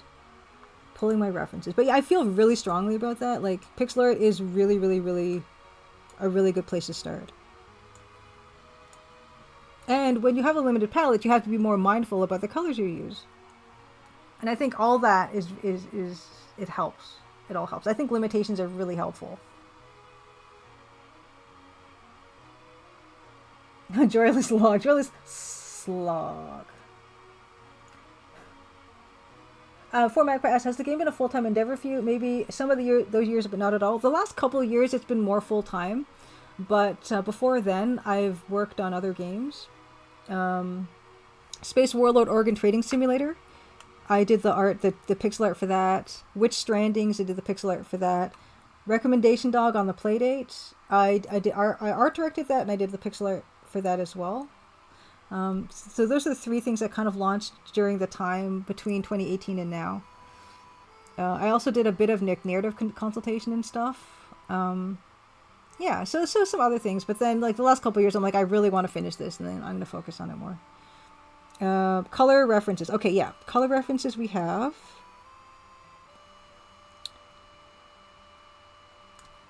Yeah, one of the ones that really caught my eye. So I've got a lot of Nancy Drew stuff here. So let's take a look at some of these.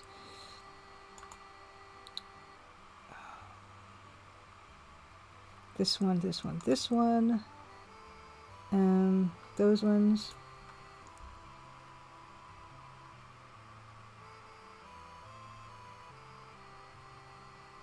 no, Nico. This is stuff like this is like this key art is something I'm like I have to finish this before release.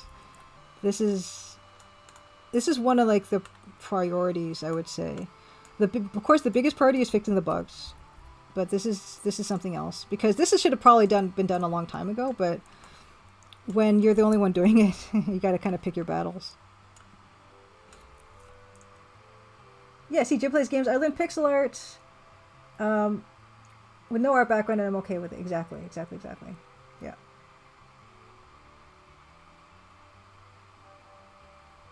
Yeah, Benjamin Rivers was thinking about going back to low-res pixel art games. Yeah, I think the limitations are super charming. Barath Thurbin, happy Crimson Tuesday. Oh, thank you. Yeah, launch date. I'm very excited. Yeah, Seven Castle Forest sounds similar to learning music via chiptune, which imposes very limited restrictions. I find that a big help. I work better when there are like a lot of restrictions and rules. It just kind of frees me up weirdly. So I've got these. I also have my own screenshots for like this time of night game reference. Particularly like these kind of nighttime scenes, I would say. Yeah, Fort Magpie says, I think pixel art also gives you a better sense of control because you know if the pixel is there or not. Whereas if you leave it up to 3D model or something, view is always dependent on angle and perspective and other elements that aren't in the artist's control as much. Yeah, it's also when you think about it, like when you have a low res images like these ones, there's only so many angles a line can be at. And sometimes that can be maddening because you're going to want something in between, but you just have to kind of make do. And I like that actually. Okay, so these are our color reference, I think, the most. Particularly this one. This is not the title of a real Nancy Drew book, but we're actually gonna start just playing around with color. So let's see here. We're gonna call this just color exercise. I don't know, color exploration. Okay.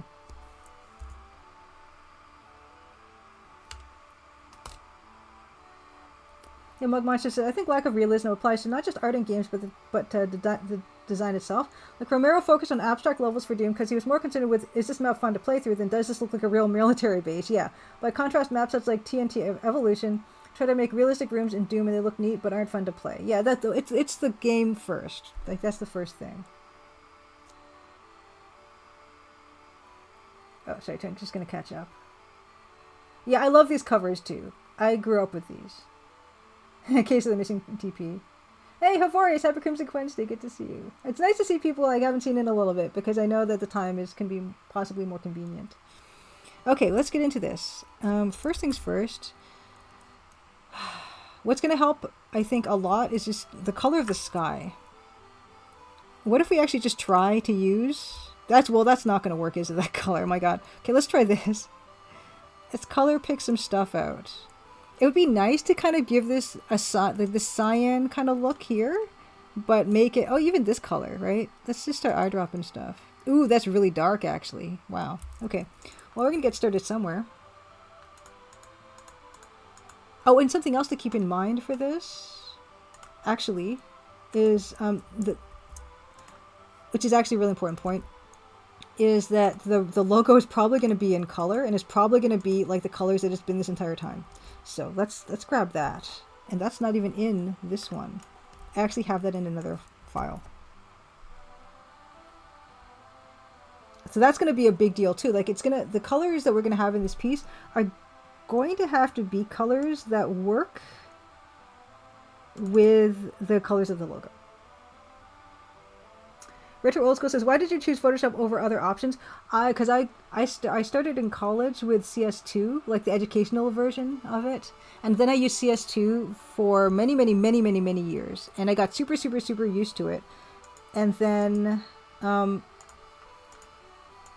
when I started streaming, CS2 started to just not... It was really, really, really slow while streaming. So I looked into Creative Cloud because it just was like a natural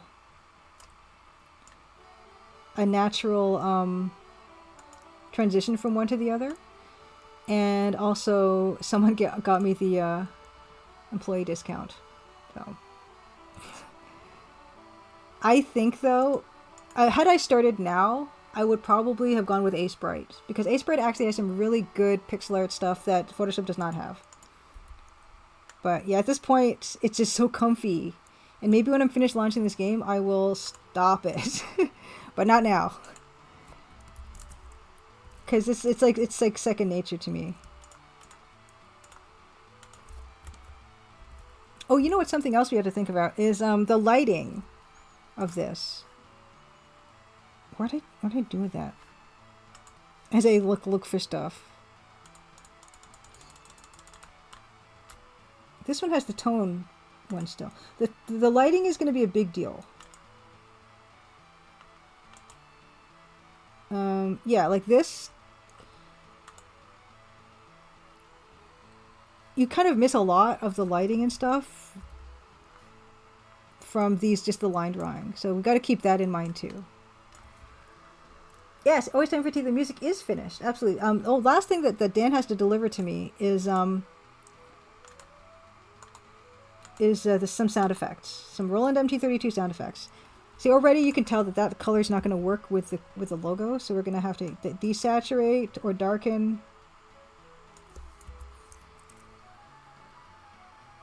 Yeah, and learning new programs under lock. My gosh. Electric Dragon UK, good to see you. Happy Crimson Good Tuesday. Yeah, Retro Old School. I've used it for like decades. Oh my goodness.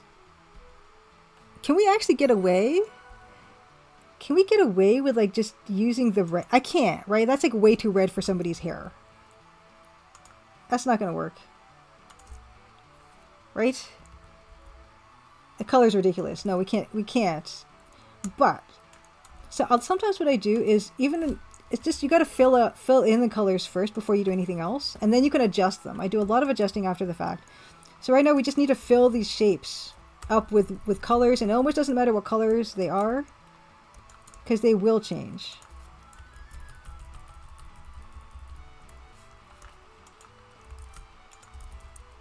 I do a lot of adjusting later. So this is not going to be her hair color. I can almost guarantee it. Oh, we can see all these horrible loose pixels too. Just rough some colors in. Get that nice blue happening. Alright, that actually is a nice blue. I forgot how Nancy looks. Okay, here. She needs... Gosh. Okay, that's the cyan. Okay, so the cyan is here. And here, and here, and here.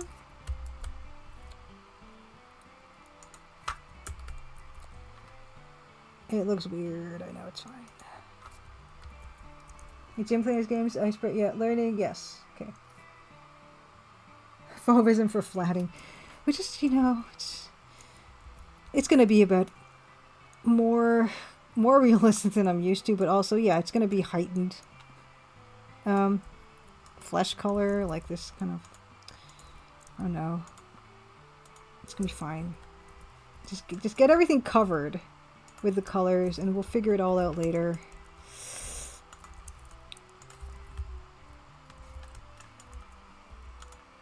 Although maybe this is not as fun as I thought it was going to be. I haven't done, you know what? It feels weird because I haven't done this in so long. I used to do this all the time. Oh, a lip.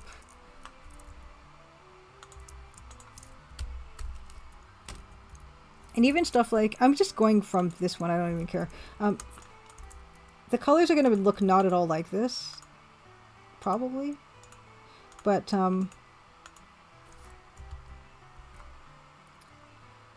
it just, you got to start with something.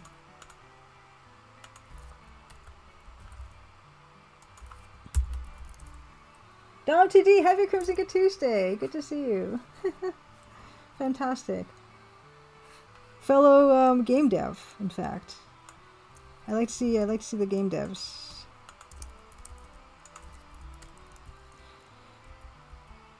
We are trying to do this key art thing, and it's kind of a big mess, but it can all be fixed later, is what we all tell ourselves. And it is true, and it's true until you run out of time, and then it stops being true. And it could be that I just stick with these ones that I just cannibalized my own assets with. It could be that I stick to those. But we're going to try. We're going to try to do something else. And we're going to try to make this not look like my own illustration style, but already it is.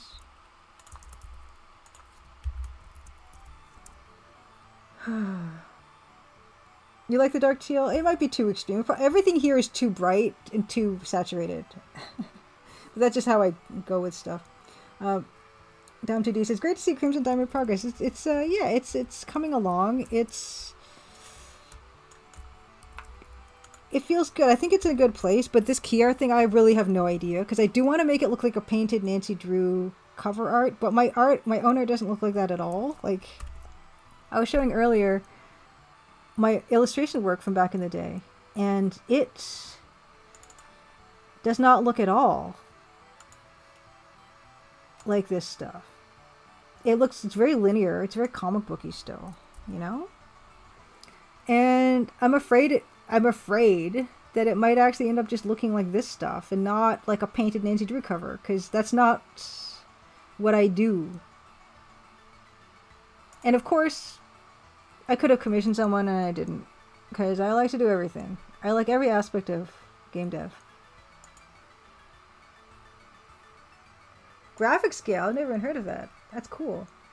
Efreemi says, a good free pixel animation paint that I like is called graphic scale. It's an excellent little program. Prefer it over Sprite, but then I learned it first and haven't fully learned Sprite. Graphic scale. Ooh, okay.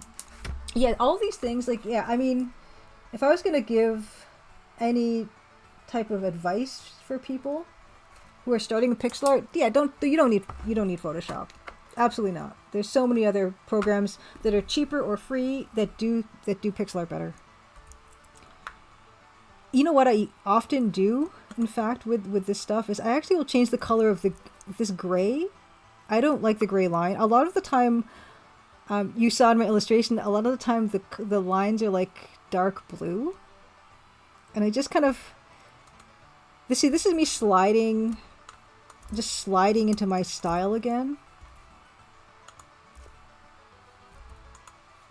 But I don't like I really don't like gray and black. Like, black line's classic, but like gray and stuff. Like, I need it to be warm gray or cool gray or something, not just gray. I don't know. I mean, obviously that's way too that.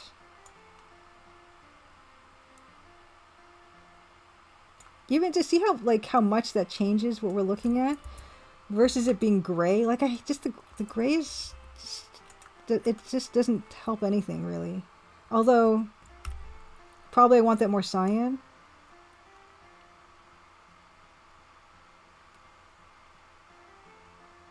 I don't know. Snipey, happy Crimson Good Tuesday. Good to see you. Oh, Deledrius. Oh yeah, Deledrius. Yeah, you also fetched for graphic scale. Thank you, Barath, for the good start on Nancy Drew cover, but just the rendering is not Nancy Drew at all. Let's just try to grab some duller colors in an attempt. And it's not gonna look like this at all later, but we just have to cover all the white spots with any color. And then this foreground will be like brighter green. Oh, that's not brighter at all. Let's go with EGA again. How about that color? It's pea soup. It's gonna have to be more of a contrast, but it's fine. We're just getting color down. That's the mantra. Oh, the courtesy flash. Happy Crimson Good Tuesday. Good to see you. Let's give you a shout out. What were you up to today? Oh, in Piece of Hand, I don't know if you're still here, but I didn't even get to ask you what you were up to today. And I know that Hungry Goria was playing Quest for Glory 1. But yeah, but what were you up to? You can flush the toilet in the Crimson Diamond. You can do that.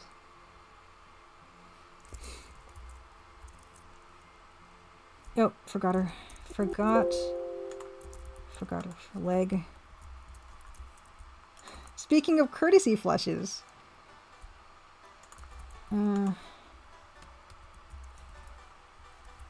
Okay, we're gonna need a brown. Let's take this dull brown.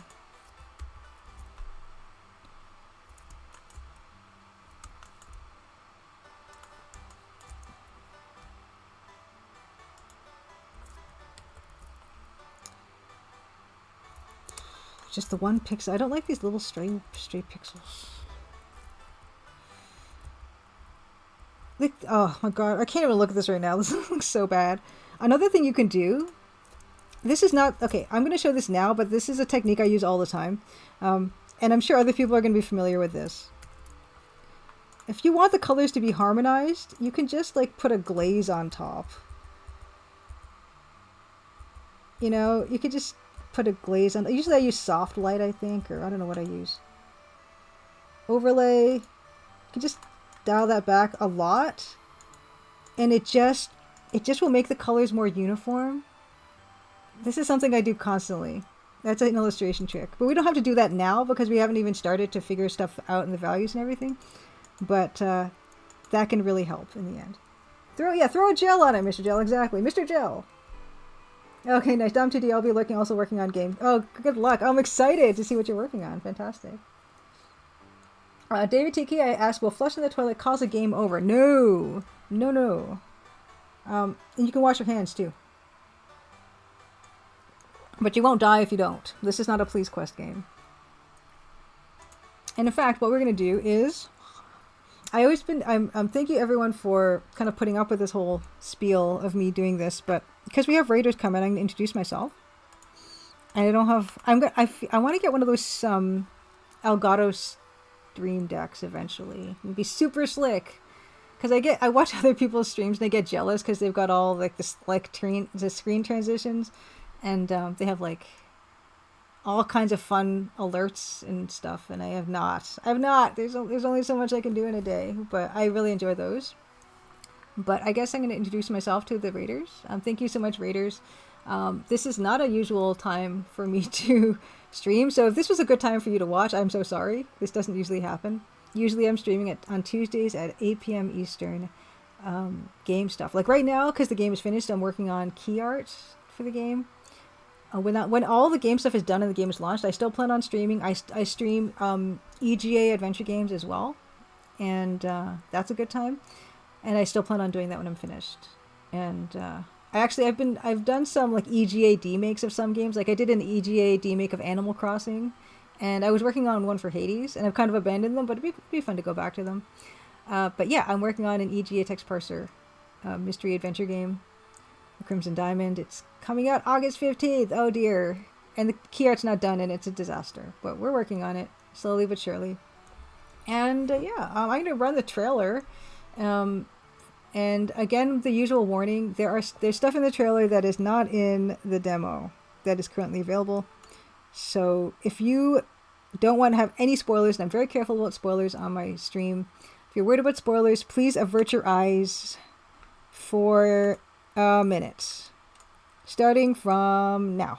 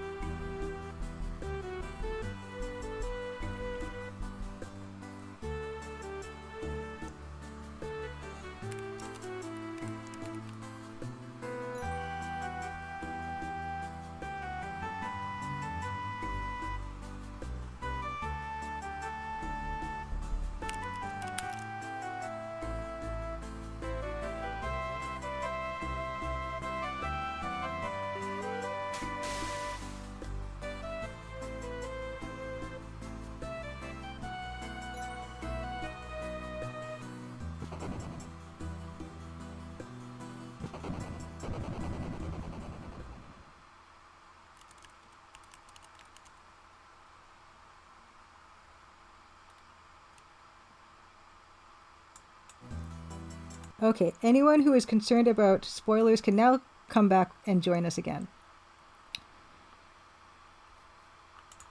You're all good. Yeah, Retro Old School asks, could this be the one of YouTube 2D game art tips for solo or small teams pre-recorded panel? That's one of them. That's a really, really good one, and that's probably the one I'd recommend to watch first. I also did one called something like the Magic of Pixel Art or something, which is just me talking and then giving a slideshow. I think it's called Magic of Pixel Art. The practical magic of pixel art, I think, was another talk I did. But that one, the panel is really good because it's a bunch of indie game devs who have all kinds of different approaches to art in games. And everyone on that panel does their own art. Most of the people on that panel do not have any formal art training and are self-taught. I actually went to art school for 3 years. I got a diploma in illustration. So I was like kind of the exception on that panel. But most people there, the developer of Road Warden, Aurus, he was there and he was completely self-taught. And his game actually has no sprites. And it's fascinating to think. And it's not something you play his game and you don't like, think where the sprites are. You don't think about it at all. But that's a huge thing, right? That he doesn't have any sprites in his game. And Francisco Gonzalez is a more traditional adventure game, point-and-click adventure game developer who made 8 Ben Jordan games as freeware before he started doing commercial games. And he's completely self-taught art-wise as well. And you can see his amazing progression from the first Ben Jordan, which actually just celebrated its 20th anniversary not that long ago, to now, where he's working on his current game, Lamplight City, completely self-taught. And that's not an easy style that he's doing. He's doing a very high-resolution pixel art style. It's not even really pixel art anymore with the way he's doing it. And another person on that is Damien Crawford, who made Purgatory Dungeoneer.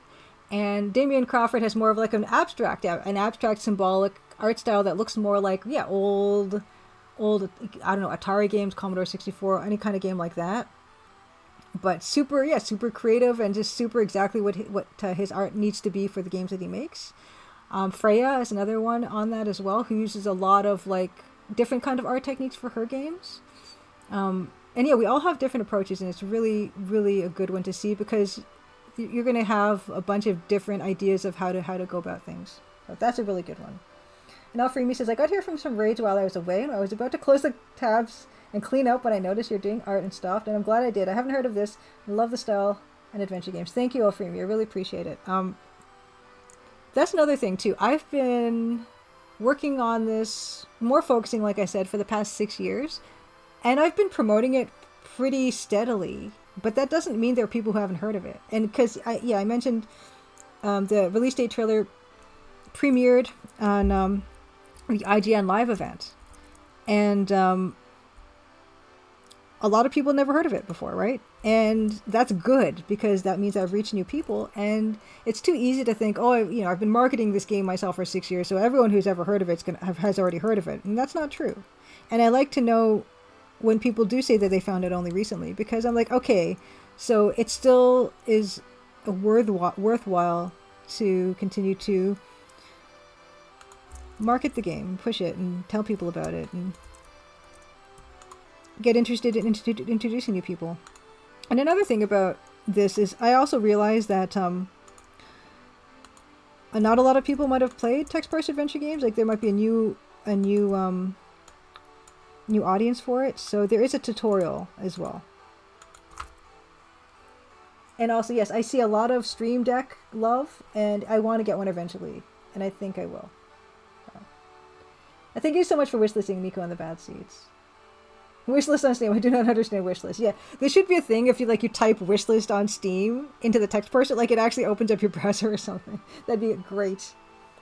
Yeah, Retro Old School. Yeah, on the Practical Magic of Pixel Art, IGDA Twin Cities Game Dev Meeting, October 2021. Yes, that's the other one. So that's the one where I just talk about, point for point, the advantages of pixel art. Specifically my approach. Yeah. No, Nico, no, that was just, I think, a joke cover that somebody put together for Nancy Drew. I'm pretty sure that's not real. Let's fill in all the gaps. I can already tell this blue is not going to work.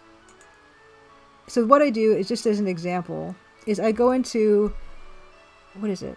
Where'd it go? Image, adjustment. I haven't done this in a long time. Did they move stuff, or did I just forget because it's been a while? Where's adjust color? No, adjustment. replace color. Okay, is it replace color? And then I go here and I select with this thing and I change the fuzziness. Why is the blue the same as the tree? It's not at all. Okay, got to turn it all the way down. And I just kind of play with these sliders.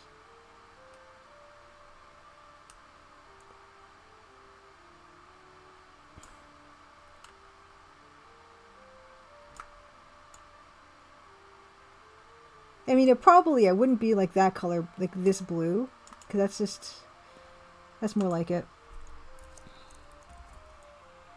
Yeah, you never know, Nico. Baratheon says, I can't remember how I heard about Crimson Diamond. I might have been looking for Sierra text parser like games. That's also a good question. I'm always like very curious to know is how did people find out about Crimson Diamond? And a lot of people say from Pushing Up Roses YouTube video or One Shot Eyes YouTube video. We need a gray. I just was complaining about gray. I'll take this gray, but I'm not going to just use it like that. I'm going to... No, we need a cool cyan gray that's light. Alright, that one.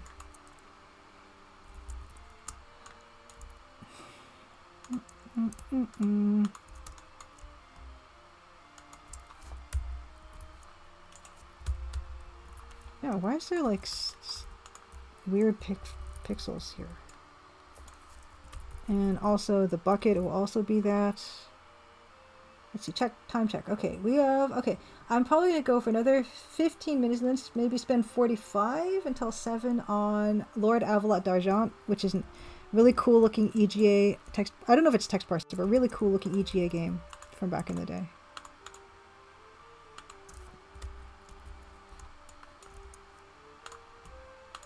I also don't like how when I'm partially zoomed in like this, it looks fuzzy. What is... Oh, my tolerance is too low. This can be really high, actually. This would be like 100.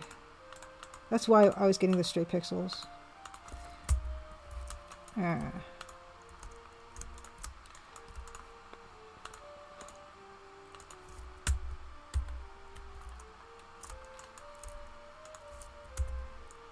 Oh no, I'm on the wrong layer. Gosh, that's fine. It's not a big deal. It happens. We just need to select all this.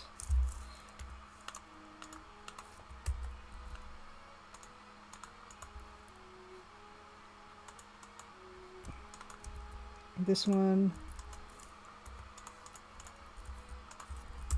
Oh, that's kind of nice, isn't it?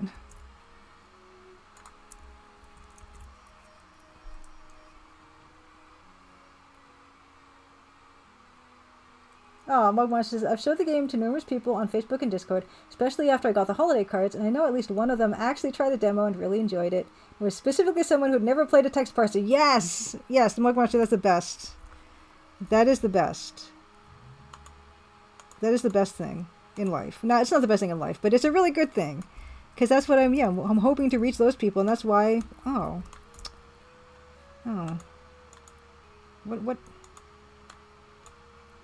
What is that?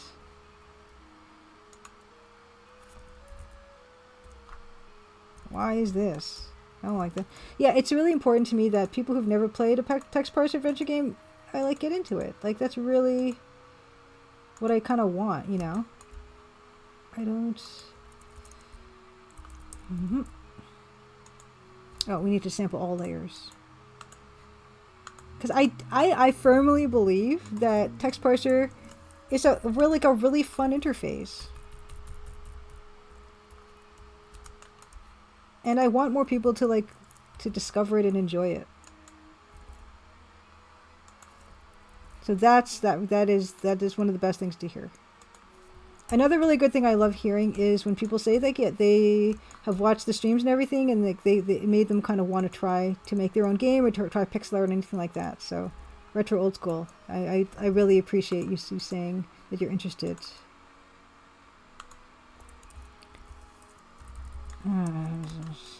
Get in there with the paintbrush. Ah. Tolerance was too low. Rookie mistake.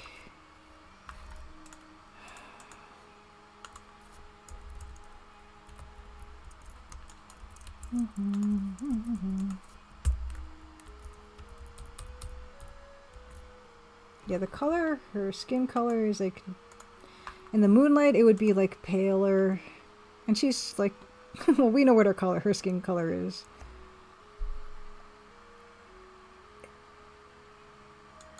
I guess it was always buried in that. And yeah, now like I gotta fix the hair. I need a keyboard shortcut for replace color.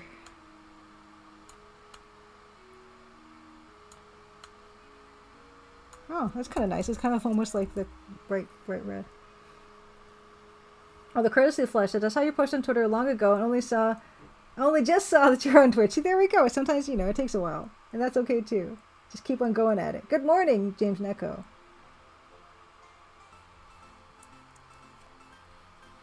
Good morning, good morning. That's not bad. What color is the water? Gotta decide all this stuff. Yeah, and here's the thing: is I used to do like silkscreen printing, and my instinct is just to be like, okay, well, I've used gray over there. I can just use the same gray here, and just reduce the number of colors. That's why I've got the illustration style that I have. Oh, nice. Courtesy Flash says, I love adventure games and try to get my friends to play them with me. Seeing you and other devs I follow do this kind of work gives me the confidence to work on my own game. Fantastic. I think it's one of the absolute best things is to just create stuff. Even if you don't finish it. I know like a lot of people talk about, oh, you should, you know, finish what you start and you should finish your projects and all that. And I agree, but I think that you don't have to.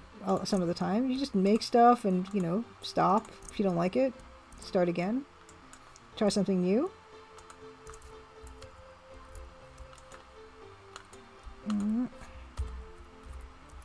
What color do we want? We're not going to make the same color as her. These colors are really bad, by the way. Like, wow, how bad are they?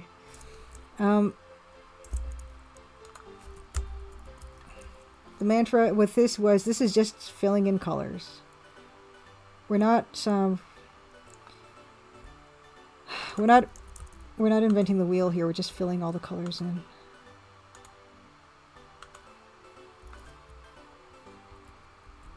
Mug Monster says, the amount of PC games I grew up with was very limited before the late 90s. The main adventure games I played were Leisure Suit Larry and Hugo's House of Horrors. Coincidentally, the latter was primarily inspired by the former. That's true. And so I thought that was the way to play those games, and I later found out most adventure games don't use that format. I was actually a little surprised. Yeah, it was always my favorite way to be. But they were tough. Back in those days, a text parser was kind of merciless and very specific. And it doesn't really have to be that way anymore. So I've been trying to make a lot of different options of how to write stuff. Synonyms and such.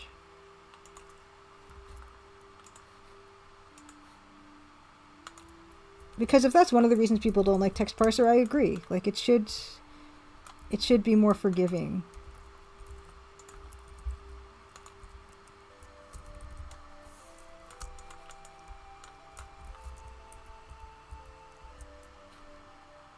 Gosh, yeah. I have to keep telling myself, this is only just filling in these colors for now. Like, don't sweat it. This is not what the color is going to be like.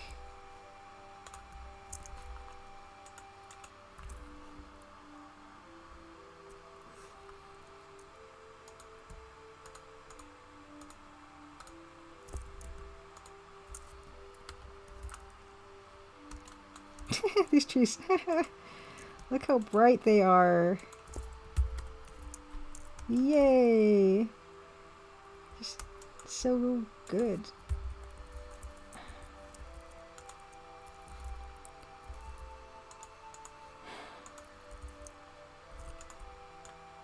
Oh no, no, no, no. Just fill this part in. And then this whole rock face. And then, yeah, I don't know if we're going to get to the point where we can actually make this look good. I don't think we're going to get there. Because I do want to start Lord Avalot d'Argent. Ooh.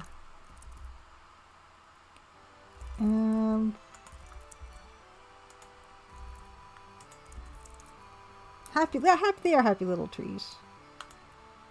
They can be fine. No pressure.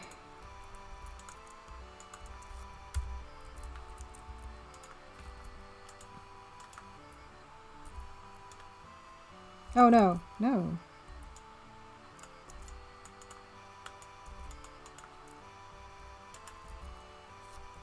Okay, filling in, and then those little these little guys. Well, why don't we use this one here, the same color?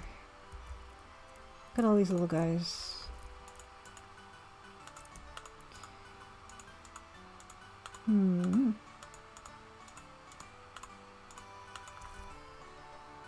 Hi, Dave. Well, good to see you. Happy Crimson Wednesday. Thank you for congratulating me on the release date. It'll. I think I'm in a good place, time-wise for it. Although it's funny because, speaking of Adventure Game Studio, not a lot of adventure games made in Adventure Game Studio actually use the text parser, and they do have a text parser like feature in that engine. It just doesn't get used very much, and we've come across some issues with the text parser engine that caused the game to crash randomly, but my amazing testers have uncovered the reasoning for that, and it was just a fairly simple workaround, but my gosh, that was a bit unnerving, but yeah, we figured it out. So that would have been something where it's just like, well, occasionally the game crashes, and it has nothing to do with my bad programming. It has to do with just the way the engine is. But and speaking of Adventure Game Studio, actually, they did fix it. They're going to be patching. They still do patches and everything. It's an amazing community. Oh, that one's not a connected shape. We can fix it.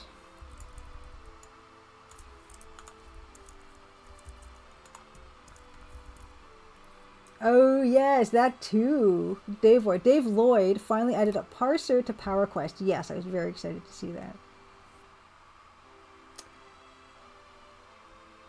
Nico in the Bad Seats asks, how did you get into pixel art? Entirely self-taught? Yeah, I mean, I self-taught myself pixel art, but I was already like an illustrator, like an editorial illustrator for more than 10 years before I started to do pixel art. So I did have a background in art first, like more traditional art, like drawing and painting and stuff. So it's kind of not too bad of a transition for me. I took to it pretty quickly. But like that's not necessarily the background. Why is this happening? That's not necessarily the background you need to have for pixel art.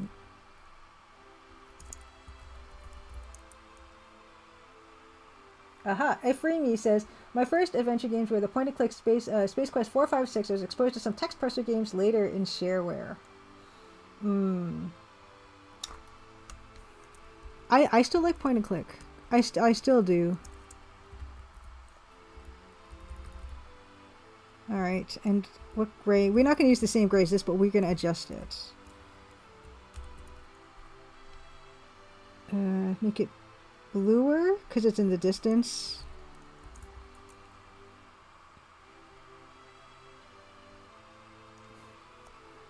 My watcher says, me and my friends only sort of understood that the text parser had limited responses. We thought we were very clever, seeing if we would say anything when we put profanity and whatnot. Yeah, there's some like standard responses. But I love like writing extra responses for stuff. There's a lot of dialogue in Crimson Diamond that probably will not be seen by most people, and that's fine. I just added some the other day, actually. Yeah, it's a nice thing that people can discover sometimes, and I try to make sure that anything that you can ask characters is something they might have said themselves.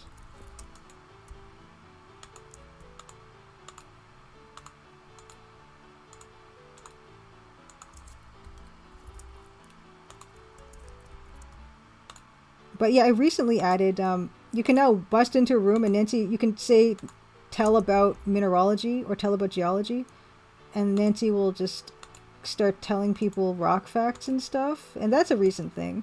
And that's something I can do because I don't have voice acting in my game. And I didn't, it's, it's not something like where, oh, I have to get voice actors to record these extra lines or anything. It's just I can add whatever I want at any point. Which is a good thing and a bad thing. But mostly a good thing.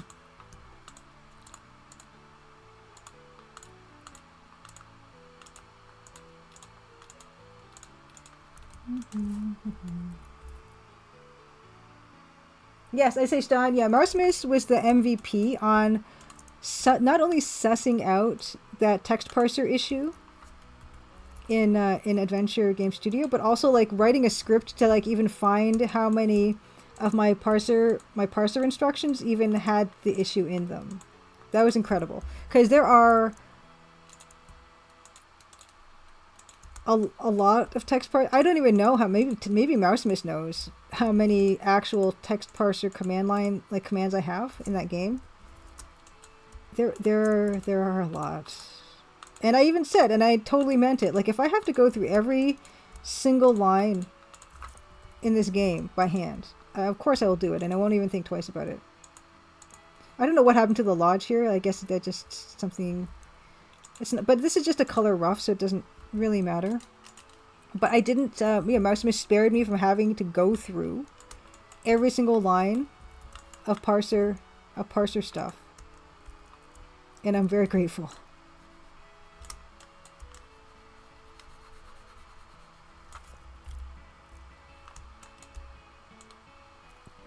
Okay. That's almost everything. And the last thing is the lodge, which will make lazily the same color.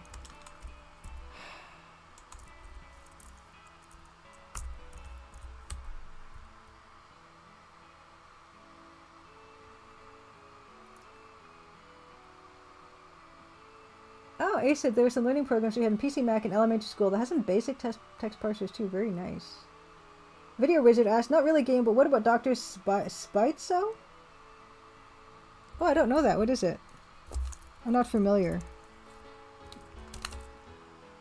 Yes, that's a rock fact. Yeah, Nancy has a lot of rock facts that she loves to share with people. Okay. Wow. Okay. That looks bad. But that's how we start. And actually, another thing we have to remember to do is we have to actually put in... I forgot the moon. How about that? What'd I do with the moon? Did I just take it out? Where'd it go? It must be here somewhere. It must be in one of these other... this one has this... Where's the moon? Oh, moon. Okay. Where is that? This one? Where is the moon? Okay, the layer palette was correct. Where is this file? Photoshop. Okay. Where is it? Tell me. Oh, what happened? Here's the moon. The moon is right here. Can I just drag it? I can't even see what I'm doing. Is it just this? Is that the moon? Where'd it go? Ugh. What is happening? It's supposed to bring... In theory, it's supposed to bring that window forward, right? Moon. Okay, moon. Okay, oh, that moon. I don't want that moon. I had a better moon. I had a great moon somewhere. Where'd it go?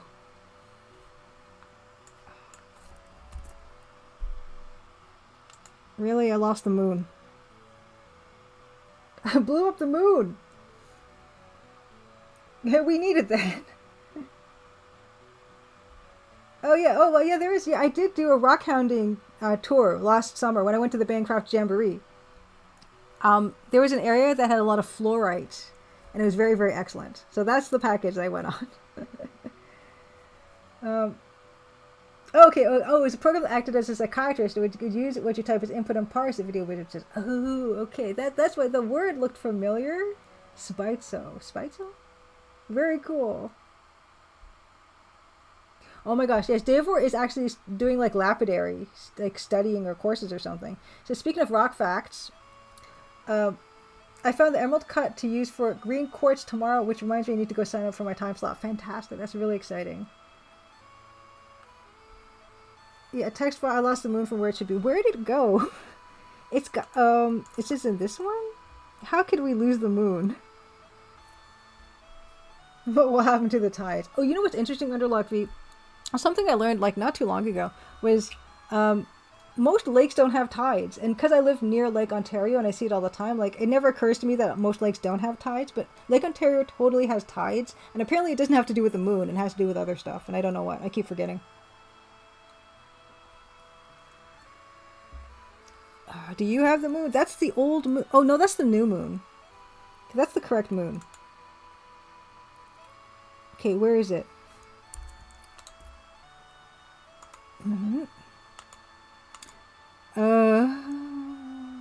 Okay. Well, that's fine. We can just take this one.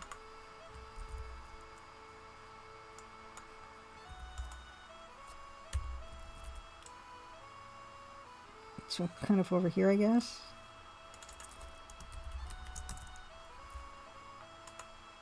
Okay, we found the moon, everybody. It's under control. Davor says, part of why diamonds are so brilliant is that their index of refraction is so high. Many more angles than usual will trap light bouncing in the diamond, allowing it to be reflected back to the user's eye. Artyom Havoc! Oh my goodness.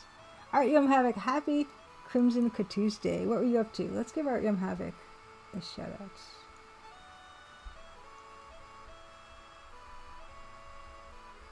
Good to see you. Speaking of the game devs, not only game dev, a game dev that makes their own tools. Never really got to come hang out, so this is very exciting. This is fantastic, everybody. Wonderful to see you. Thanks for the raid. Yeah, what were you up to? Were you working on your tool, your drawing tool? I just want to like make sure that. Oh, did I even courtesy flush? Did I shout you out? I can't remember now.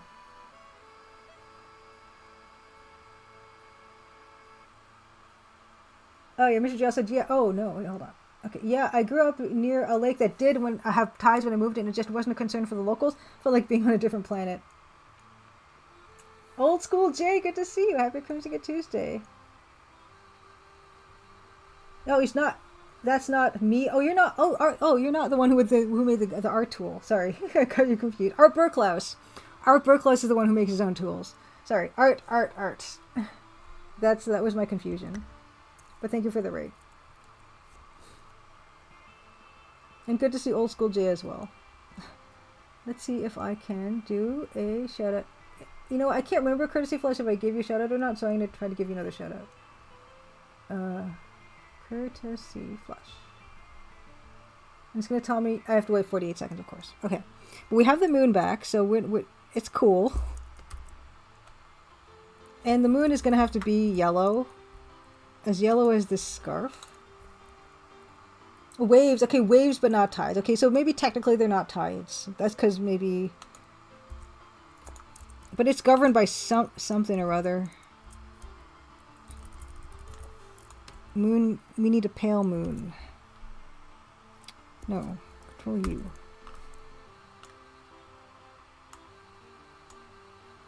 Okay, that's fine. Old school J. I love how Crimson Tuesday just extended into Wednesday now. Crimson Wednesday. Yeah, it's not like we were here the whole time. Wouldn't that be something? But yeah, Ariam Havoc, what were you streaming today? Yes. Snowy P says, think tides have to be caused by gravity, but the tide-like phenomena in lakes are maybe due to local hydrological controls. Yeah, something like that. I don't know. Here we go. Next step for this. Actually, next step is going to be, I'm going to add this same yellow light to the outline of these guys. So this is going to be shadow. This is where we get messy. We're going to add to these guys. Oh, ominous. Ominous. Oh, thank you for the follow. Okay, Dave Boy says, I'm also seeing that large lakes can have tides upwards to 4 to 5 centimeters? Meters? They're not really noticeable against their waves. Centimeters. Okay, centimeters. Okay, so there's those guys. Let's try to glaze this to make myself feel better. The disaster of the colors. I can already tell. Whenever I hear the log driver's welts, I think of Toegia. Okay, the sky is a disaster. We're going to change that right now. Because this won't stand. And then we're going to do the tone. And then we'll figure out... Oh, this is a disaster. Okay, it's fine. Everything's fine and under control. And something else we can play with is the color of the line. And this is probably going to end up being just like an illustration of mine that I always do. Which is fine. Meepy and Happy Crimson Tuesday. Evil Tentacle, good to see you. Only centimeters. Okay, you have the moon on one side of the lake. I bet other experiences a little tide. Okay. Okay, Old School J. Tides need a body of water to be large enough that there's differential gravity from one part of it being closer to the moon or sun than other parts. Great Lakes technically are big enough, but it's really minute. Okay, so they only get little waves. They get little waves. Okay. Okay.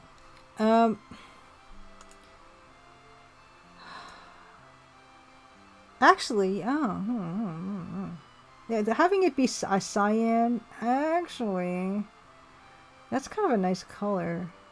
But let's just try to... No, man, that's kind of a nice color. That's kind of a nice color.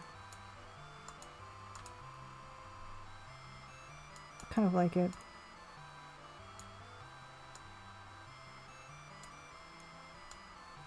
Yeah, this color is not doing it any favors.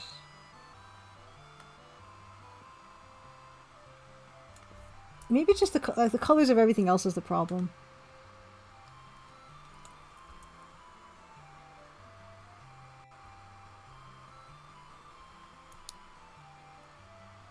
What do I hate the most right now? The cattails. The cattails is what I hate the most.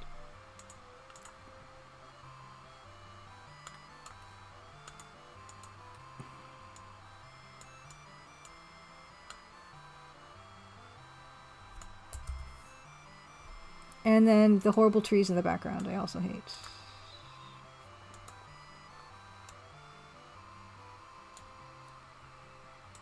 Let's change the line color too.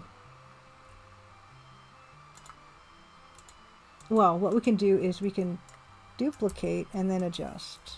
Yeah, another thing you have to think about is, you see how like once you merge all the layers down, it actually ends up like not looking as funky. Just, I don't know, the way Photoshop handles layers. Like, now it feels like it's smoothed out more. What is wrong with the cattails? Jim's like, another. I love cattails, but those ones were the wrong color. Yes, Davor, yes. What do I hate the most right now is the approach to take. But yeah, and now that I smooth it down, I don't hate it as much, but the color of the grass is very bad. So we're gonna... And I said I was going to do the tone, but I lied. I'm sorry. This is a horrible color. See, what I do, I just naturally just pump the saturation on everything, and that's why I love EGA, and that's why I gravitate toward EGA. Because I cannot help myself. I want everything to be like bright, bright, bright, bright. And this is a disastrous color. This foreground color is horrible. Okay, here we go.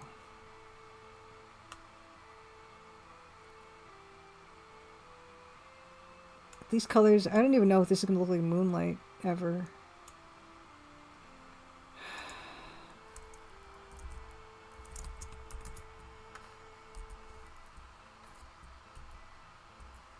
Oh yeah, and I was going to try to change the color of the line, which I do want to knock down. I do want to get rid of it. Oh my gosh. Actually, I kind of like the awful yellow now more than this one. This is why we're supposed to save multiple versions of things. Actually, yikes. How could I like the pea-colored bushes better? Oh well, let me just pick it back up.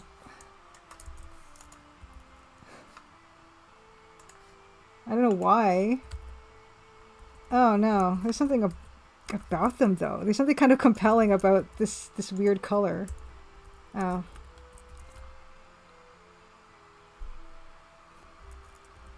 Yeah, awful yellow video was just a late fall before the snow. Green is spring and summer. Yeah, this is actually late summer. Oh, there's not many layers in this. This is only a few. This is just a working, just color stuff. Color working out. Yeah, pea colored is sepia autumn tinted. Yeah, well, you know, winter comes a little bit earlier. Oh, thank you so much for the fall. Yeah, the winter and fall come on earlier further up north, so it's totally fine. Let's actually try to change the color of the... Another color, a line color that I fall back on a lot is dark red.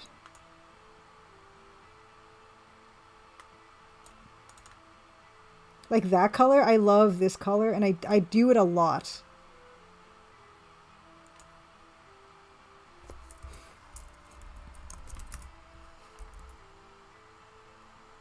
Like that color, I don't know what it is. Yeah, I don't use black line Davor actually in very often at all. Most of my lines are colored in some way. Yeah, I mean, looking at, and people might not think of it, but it changes the feel of an entire piece when you change the color. Yeah, this is the color I use a lot. This is like that dark blue, tealy blue, which is almost the same color as this, what we've got right now. Another color I use a lot is this warm brown, red brown kind of thing. Like this color, like look at the color. That's the color of the line here, is actually this bright color. Which, why don't we just steal it and try that here? Which is almost the same colors I have here. I kind of gravitate toward those colors the most. Oh, her eyes have to be a color. Oh, that's too bright. Yeah, that's not going to work here. We can just darken it though.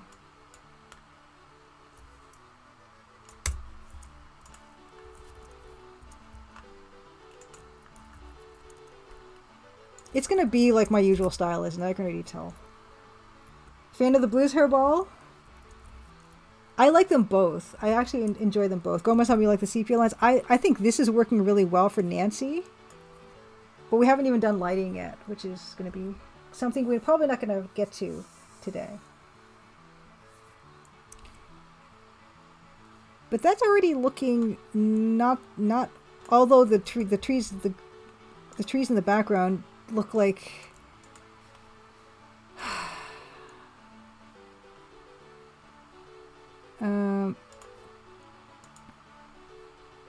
this color is just not good.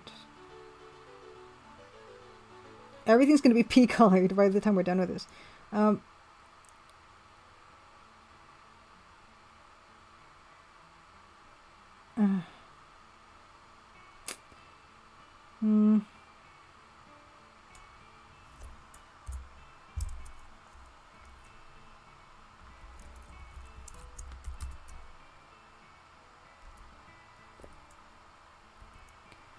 That's actually, I don't hate that. I actually really... Although I gotta make her eyes a color. Let's make her eyes the same color as the trees I just did.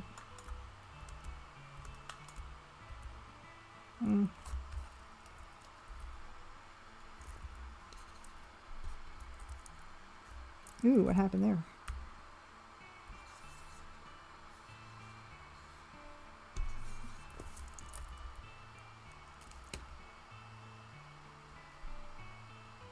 That's not bad. Oh, her belt is bad. Her belt is also now sticking out. Let's change that. I'm actually not hating it. Actually, it could be the same color as the cattails. Let's just do that.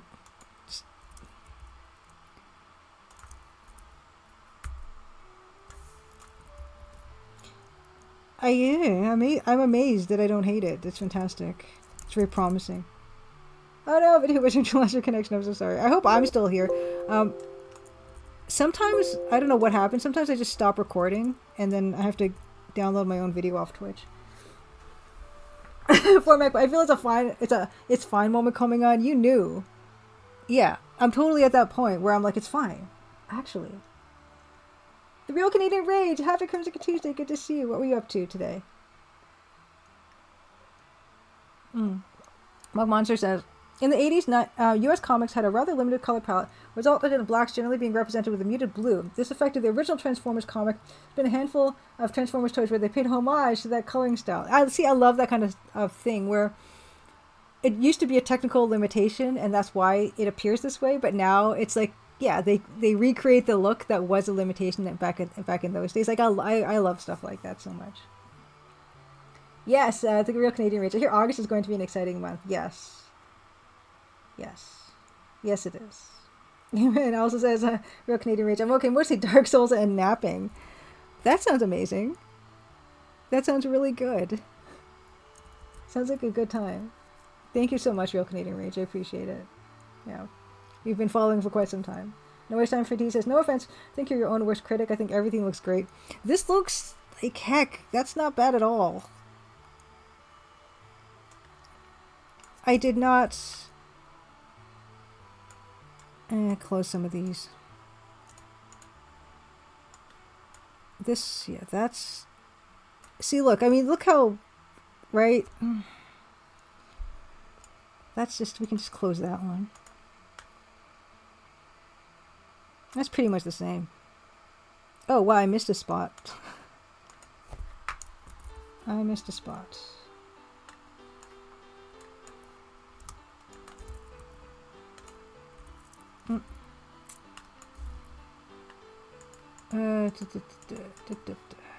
Go put this up here. All right. Yeah, I mean, the next step is to add the tone that's missing.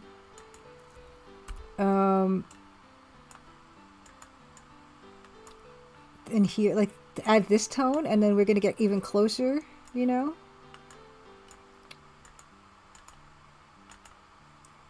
To having actual lighting conditions. That's going to make a big difference.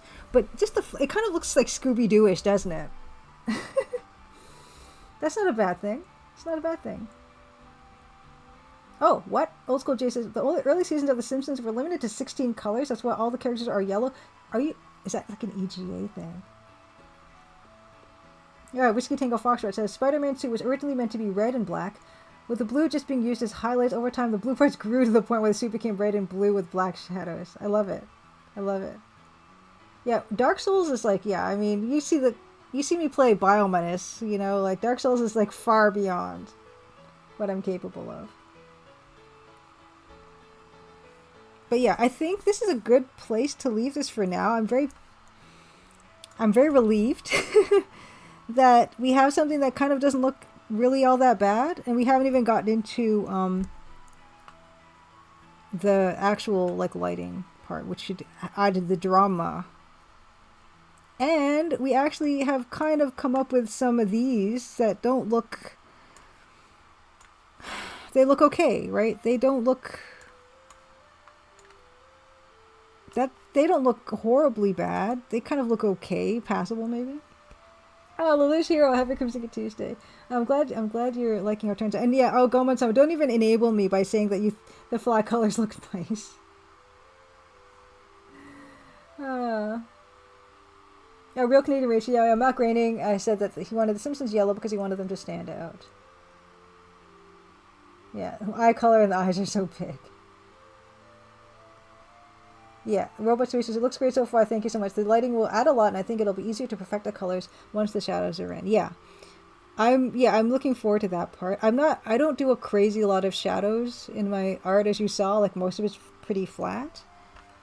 But I think this is a good starting point for... Like, I didn't color in the sole of her shoe either. I don't really know what color. I guess that should be brown. It should be brown. Same brown as the cattails and the belt. Oops. There we go. Why did not... Oh no, you don't want to shift those. Why is this not this... Oh, why is it... No, we don't want contiguous. Ugh.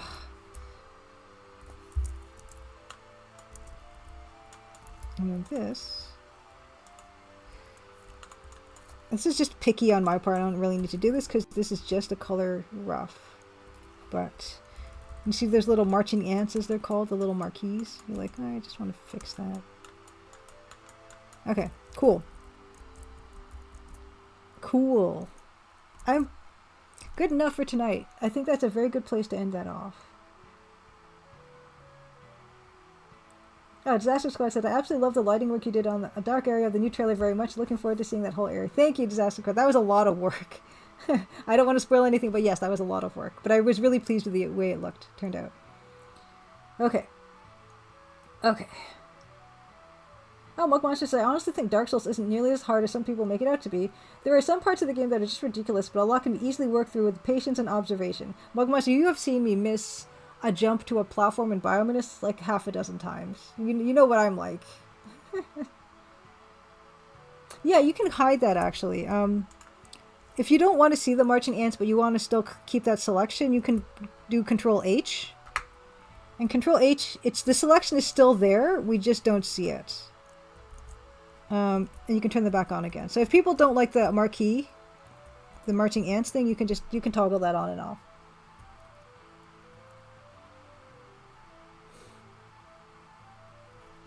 Alright, but I think that's a good place to end off. We're gonna get started on the Let's Play portion of the evening. Missing jumps on old platforms is normal. I think like repeatedly, like I'll make the exact same mistake a bunch of times and I'm trying to do it differently every time and then I just have the exact same timing. Like I don't know what that is. That's something. Okay, let's move on. I'm very excited to get into the next bit. I'm very excited to get into the next bit. The next bit is playing an EGA adventure game. And I played my fair share. I've played Cruise for a Corpse. I've played Morpheville Manor. I mentioned Earthrise. I played Loom. I played some like well-known stuff, but I like to find the less well-known stuff. And actually, Bill Bull, who rated last night, Bill Bull recommended or mentioned Daenerys Avaricious Sextus to me, and I was very intrigued. And from all that, I got to know Marnell Thurman. It was fantastic. So that's all thanks to Bill Bull. We're going to get into Marnell Thurman's sequel to Daenerys Avaricious Sextus, Lord Avalot d'Argent, and I could not be more excited about that. So let's get into that. Where have I put it? Where have I put it? Turn this off. Avalot! Thorsoft of Letchworth presents Lord Avalot d'Argent, the medieval descendant of Daenerys Avaricious Sextus. Copyright 1995. Mark, Mike, and Thomas Thurman. Press enter to clear scrolls like this one. Look how good this is. You can already tell like the incredible upgrade to the artwork that has happened with this game. And I don't know if there's actually any music in the game.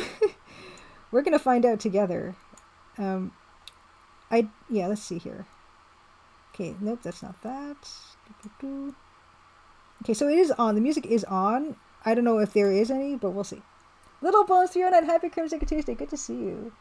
Yes, Hungry Goria, there's more. I was getting really into the art color stuff, but I am going to play a little bit of Lord Avalot d'Argent. And it's good to see Little Bones. Little Bones, I'm going to give a shout out. Shout out to Little Bones, who streamed the Crimson Diamond demo the other evening, and I was very excited to catch that. Was it evening or afternoon? I don't remember, but I was there, which is the important part. And I know you're planning on playing more, and I'm very excited to see that. I don't know what time. You said you're going to go live later this evening, and I was kind of hoping to raid you tonight, but I'm not sure if that's going to line up. But I hope it does. I'm going to play this for at least a half hour, maybe 45 minutes or so. No rush on you or anything like that. But because if you were going to be playing, I know you mentioned that you're going to be playing some more Next Fest demos and stuff, and then you might return to Crimson Diamond. But I know you've already given if it's fair shake, so I totally understand even if you don't get around to it. But let's see here. Oh, Sklo, happy Crimson Tuesday. Says, hi, Julie. Been busy lately, but saw the launch video on YouTube. Grats, I can't wait. Thank you so much, Sklo. It's good to see you. It's so nice, actually, to do some streaming at different times because you catch other people that you don't often get to see. So this has been really cool. Okay. Little Bone says, I'll be doing some makeup and then playing this after and some other stuff, but we should line up. Fantastic. Okay. I will take a look. Okay. And if this is too loud, we will find out together also very soon. Okay, Thorsoft of Letchworth. I have no idea what we're getting into. I love all the stuff at the bottom, though. I'm already scared and excited about it. Okay. If you like it, please consider registering this game. You can find out more by pressing F1 for help after you've cleared this box, then pressing R for registration information. Whoa. Yeah, 1995.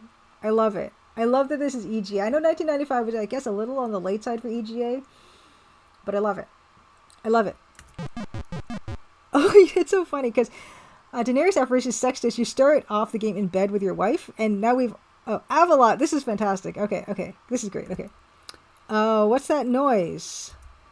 Wake up immediately. Crapulus has some messages for you. Oh my gosh, we had Crapulus in the other game. This is great. Okay. Let's do F1 for help. Welcome to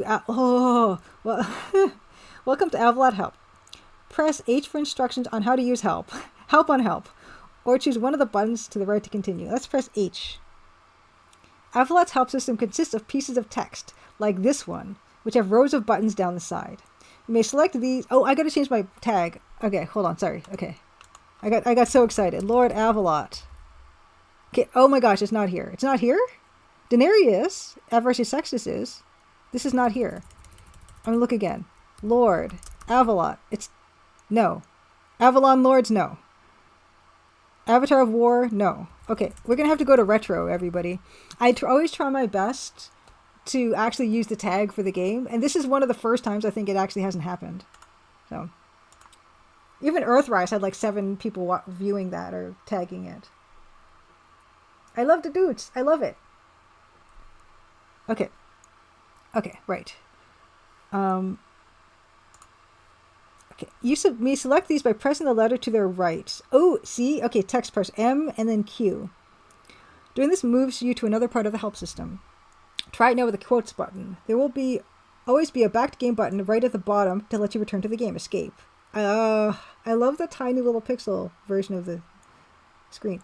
Choose the main button at any time to return to the first screen. Okay, quote. Oh my gosh, yes! Oh, Martinol, you precious treasure. No tag for Zen of kayaking. Hopefully soon. That is a fairly recent release, so I can understand why it's not been populated with that as a tag, but this game has been out for quite some time, so I wish that there was a tag. That arithmetic is the basis of all mental activities is proved by the fact that it is the only one that can be accomplished by a machine. Arthur Schopenhauer, 1788 to 1860. How topical, after we were having a bit of a discussion about AI. Now select page up to go back up a page. Oh no, I don't have page up. My keyboard does not have page up. Is this page up? Okay, I don't have page up. I don't know what to do. I can press the arrow key. This is a strange interface, but it actually is really easy to understand. Is it a different quote every time? No, okay. It's fine. Main help screen. I'm so happy with this right now. Oh, okay. Robot Spacer says, if you ever want to add a category for a game on Twitch, you can do it at igdb.com. Okay, so we might have to add Zen of Kayaking and also Lord Avalot. The game, G. Here are some help pages to let you know how to operate various parts of the game. Control. Choose the device to the right you wish to know. What? How to use. Okay, mouse. Ooh, boy. Avalot is designed so that you can do most things using your rodent, unlike Avaricious. You can use the menus with the mouse just like OS 2 or Windows. When the mouse is over the menu bar, the pointer will turn into an upwards pointing arrow, and when you select the option off a drop-down menu, the pointer will become a right pointing arrow. When the mouse is... I love how everything is just completely... there's no like standard here. This is all just completely made. However, Martinol or whoever else that worked on it, how they decided to do this interface. When the mouse is over, the picture of the pointer will become an arrow that looks like a real arrow. If you click and hold the left mouse button, click and hold, the pointer will become a crosshair's plus shape. Avalot will try to walk towards the point at which the hairs cross. Click and hold to walk to. I love it. I should do that in my next game. Page down. When you move the mouse over the text entry line, it turns into an I-bar, that is, a kind of pointer that will move the cursor to the position in the text you point and click at. the mouse is placed on top of the toolbar, it will become a screwdriver. See the help page on the toolbar for more information. When the computer is busy, the green ready light will go out. See the page on the toolbar, and the mouse pointer will turn into an hourglass. To get rid of a scroll, click anywhere.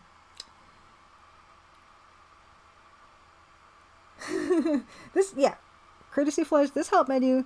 How good is this? Always time for tea. Good to see you. Have a wonderful evening. I'm glad you could catch a bit more of it tonight, considering we did start earlier. Oh my goodness. Okay, control. Let's go back to control, but let's learn about keyboard control. The kinds you find on keyboards. Okay, here's a list of all the keys. Okay, F1, context sensitive, online, help. F2 switches the sound on and off. Okay, so we do have sound. Saves the game, F2, control F2. This only works if it knows the file name. Restores the last line you typed, F3, control F3, invokes the filer. Restarts the game, F4, Alt, F4, quits the game, F5, gets up, lies down, sits down. Shell to DOS. Can we go to DOS, everybody? Wouldn't that be something? F6 pauses the game, F7 opens a nearby door, control F7 redraws the screen. Useful if a TSR writes rubbish all over it. F8 puts up a description of this room equals a look command. F9 tells you the score and your rank equals score command. F10 quits the game again. Shift F10 puts up the about box. F11 save game alternative to control F2. F12 load game alternative to control F3. I like that because I actually have no idea how to do control F3. Well, I can, I guess, but I've got this keyboard where in order to do the function keys, I have to press a function button. So it'd be like function, F2, and control. Boss screen. We gotta see the boss screen in this one. Okay. I should be taking notes on the help actually, because there's I need to take notes because there's so much I want to try and it's very exciting.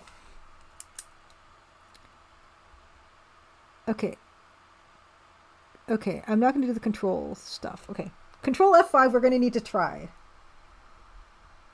5 is shell to DOS. We're gonna need to try that. I don't know what's going to happen. It might crash the stream. I don't know. Next.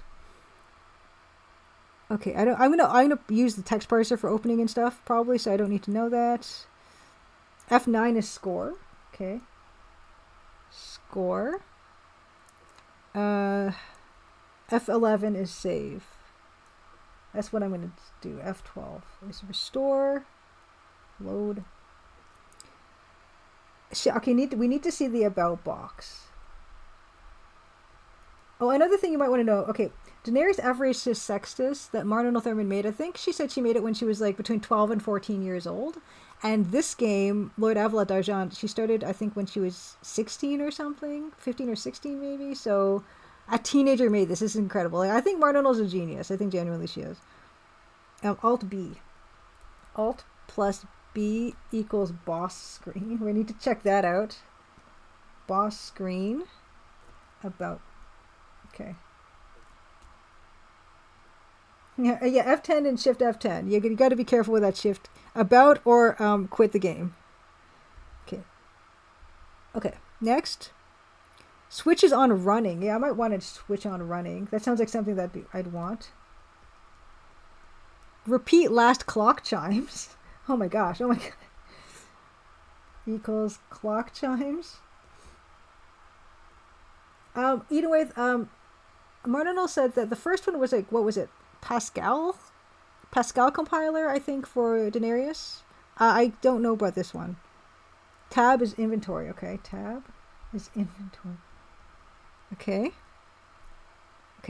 Move Avi. About arrow keys. Numeric stops Avi walking. Only on an enhanced keyboard. Move him diagonally. Okay, next. Yes, the Sierra method. Yeah, there's some Sierra shortcuts here. Moves one space backwards. Usual function del. Okay, this is all fine. Okay, great. I gotta look at the joystick controls. Like, I don't have a joystick. I would never even play this with a joystick. But I just want to know about. I want to see what it has to say. For completeness sake, J. Okay, yeah, you got to set up a joystick. We're not setting up a joystick for this. It's fine.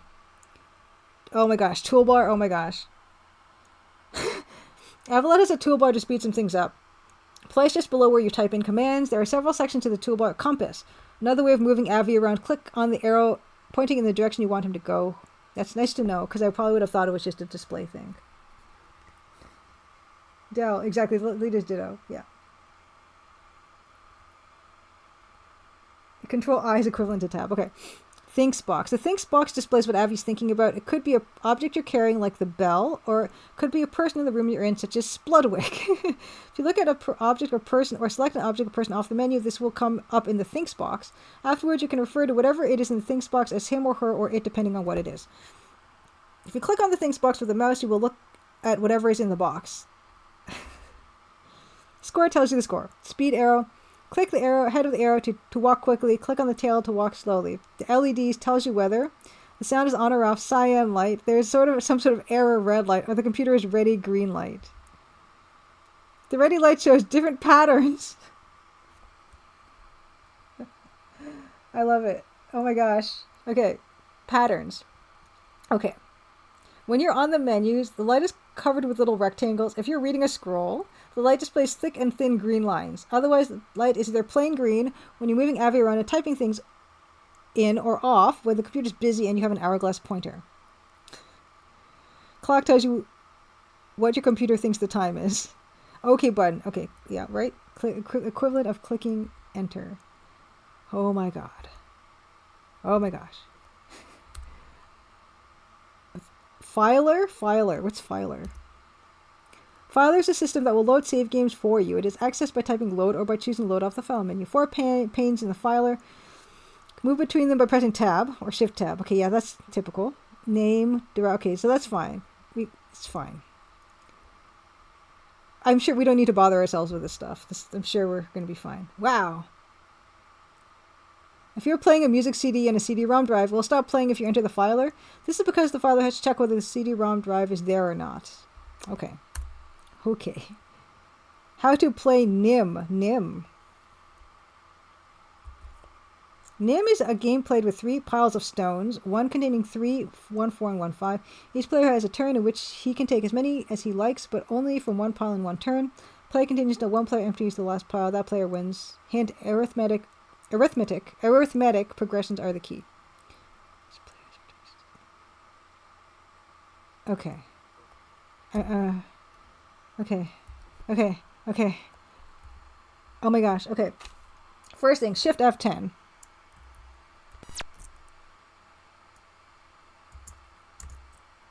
Wake up immediately. Yeah, okay. Just Shift F10. Okay. Right. Okay, we knew this. Version 1.3.0. Okay. I mean, 1.3.0. 1.30. Okay, let's get the Alt B. Net profits. Graph histodraw sample. June 93 graph. W3 AB3. Fantastic. That's going to fool everybody. This is so good. Okay. Next. Yeah, I love it. I love it. Martinal. Okay, next. Let's see what's in our inventory. Talking in your sleep, try waking up. Okay, we haven't... Gosh. Okay. Clock chimes. I don't know. Okay. Okay. Oh yeah, we gotta try shell to DOS. Okay, this might be bad, but I have to try. Control F5. Oh, it didn't do anything. It didn't do anything. Okay, I guess I cannot quit to DOS. This beta is incredible. Oh, I gotta click down here? Yes, I do. Wake up. Get up. He gets out. He's raring to go. Look. This is your bedroom, which is unusually tidy today. There's a 4-poster bed on one side of the room and a fireplace in the other. The door is probably the most useful part of this room. Arcata is here. So our wife and our Daenerys Avaricious Sextus was also named Arcata. Look at Arcata. Arcadia's wife lies in your bed. You dimly remember when you got married. She was such a lovely girl. If those days could only return. Also, look, fireplace. It's out. This isn't surprising. It's August. Is it gonna Crimson Diamond gonna launch soon? Okay, bed, fire. Okay, door. I guess we should open the door. You're carrying your money bag, your bodkin, a bell, your clothes, and your clothes which you are wearing. Okay. Retro Old School. We are playing Lord Avalot d'Argent. It's in the corner here. Thorsoft of Letchworth, 1994. Like, I guess 1995, but Moby Games said 1994. And it's very excellent so far. Look, money bag. No. Okay. Look, money. No. Look, bodkin. How do we look at stuff again? Oh, we got 2 score. What happened? We can also control with the compass. Yes. Is this a drawer? Open drawer. You have no idea what drawer means. Can you rephrase that? Where's the think? He's thinking about Arcada. Yeah. Okay. Bodkin bell. Bodkin. I can't look at my stuff. I have verb would be helpful. Look, bodkin. I don't know. Maybe I can't look at the stuff in this room. Look how elaborate this guy is. Look. This is a corridor in your castle. The most noticeable thing about this room is a large door complete with heavy iron handle that leads into your bedroom. Crapulus is here. Look at Crapulus. Look at Crapulus. You wish you hadn't. Since the age of approximately 5 years old, he has been walking around in a permanent alcoholic stupor, interspersed at frequent intervals by hangovers. Since 5, wow. You can smell him approaching from 20 yards. Roll on, the days of deodorants. His favorite menu for lunch is bad for the liver, but good for washing your hair in. Beer, I guess. Also, as the only serf who's ever around on your ever-decreasing castle staff, he is now, unfortunately, in charge of everything from washing up to castle security, hence the expression, security is tight. Security is tight? Is it tight? Oh, tight means, is it tight another way of saying, like, drunk? Or something?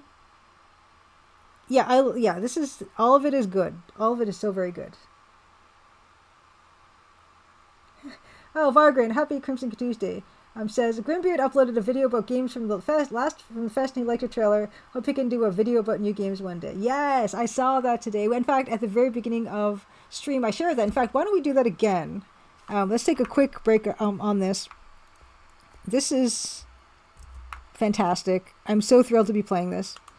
But yeah, I can actually show that little section because I actually have it on my my show and tell here because I was very pleased to see it. Oop, that's not it. It's this one.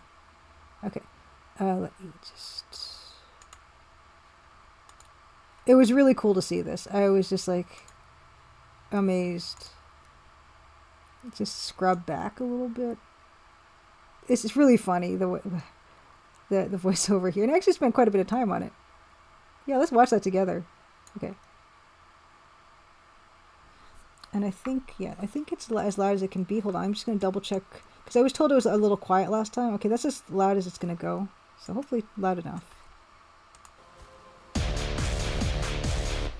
The Crimson Diamond is an upcoming retro adventure game from Julia Minamata, calling on and expertly mirroring a very specific window of adventure game that utilized a graphics adapter called EGA. The clearest source of reference for this would be the 1989 game The Colonel's Bequest. It's almost uncanny how much this game looks and feels like a lost Sierra game from the late 80s. Perfectly bottling the same cozy energy and color palette. It follows an amateur geologist and detective named Nancy Maple, who travels to a ghost town called Crimson in Ontario, Canada, in order to find proof that there are diamonds in the area, after a massive one is curiously found in the belly of a fish. Much of your time will be spent snooping through belongings, eavesdropping on conversations, and avoiding death at the hands of a mysterious killer every now and then. Possibly a barrier to some who are old head game illiterate, it's controlled using a text parser, meaning you have to type instructions for Nancy in order to get her to do anything. You want her to open a door, you gotta type open door. And if there are 2 doors, open the door on the left, and so forth. It's not as daunting as it seems and becomes second nature by the time you're nearing the demo's end.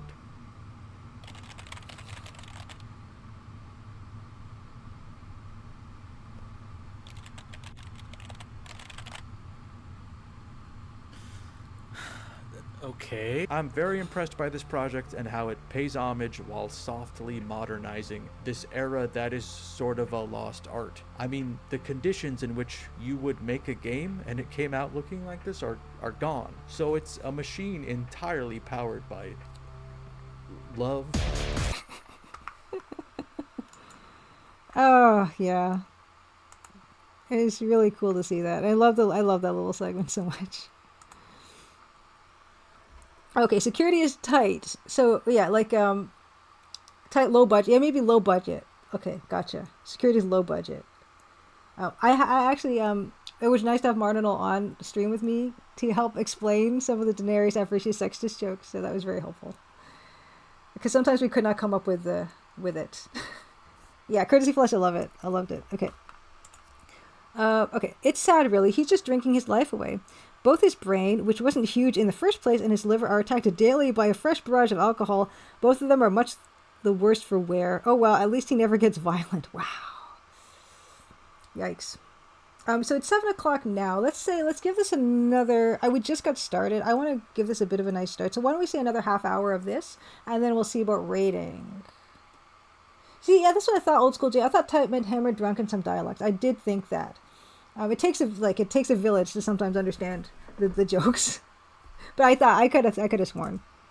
Okay, might be a good idea for him to get in touch with Alcoholics Anonymous, but unfortunately he'll have to wait about 800 years until it's set up.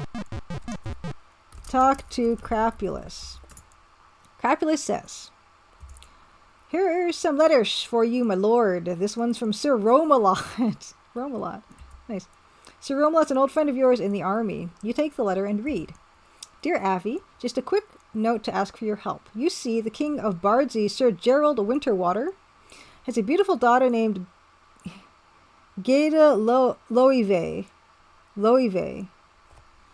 Water. Yeah, it's like water, winter water. Yeah, Loive. Is that a pun? Get in the Loive.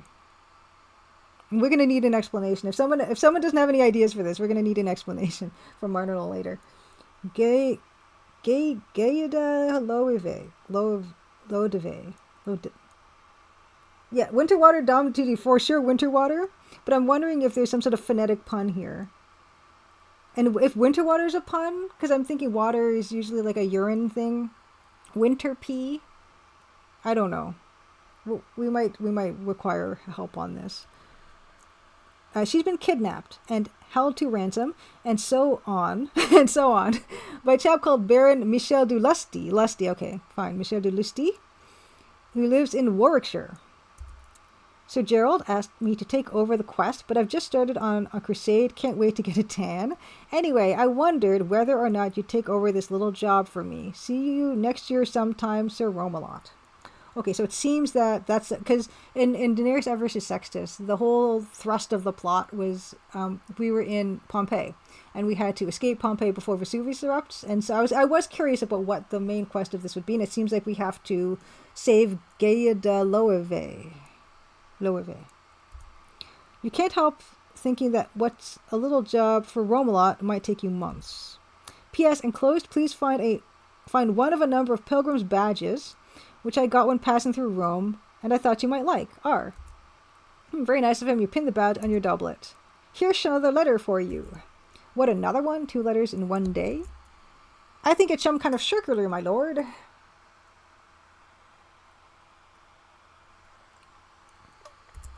You take the proffered letter and read.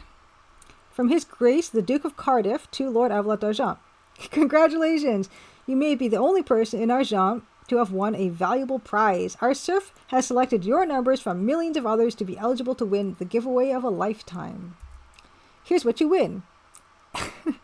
A braille copy of the Karma Sutra. Just think how it could liven up those long Hertfordshire winter evenings. Hertfordshire.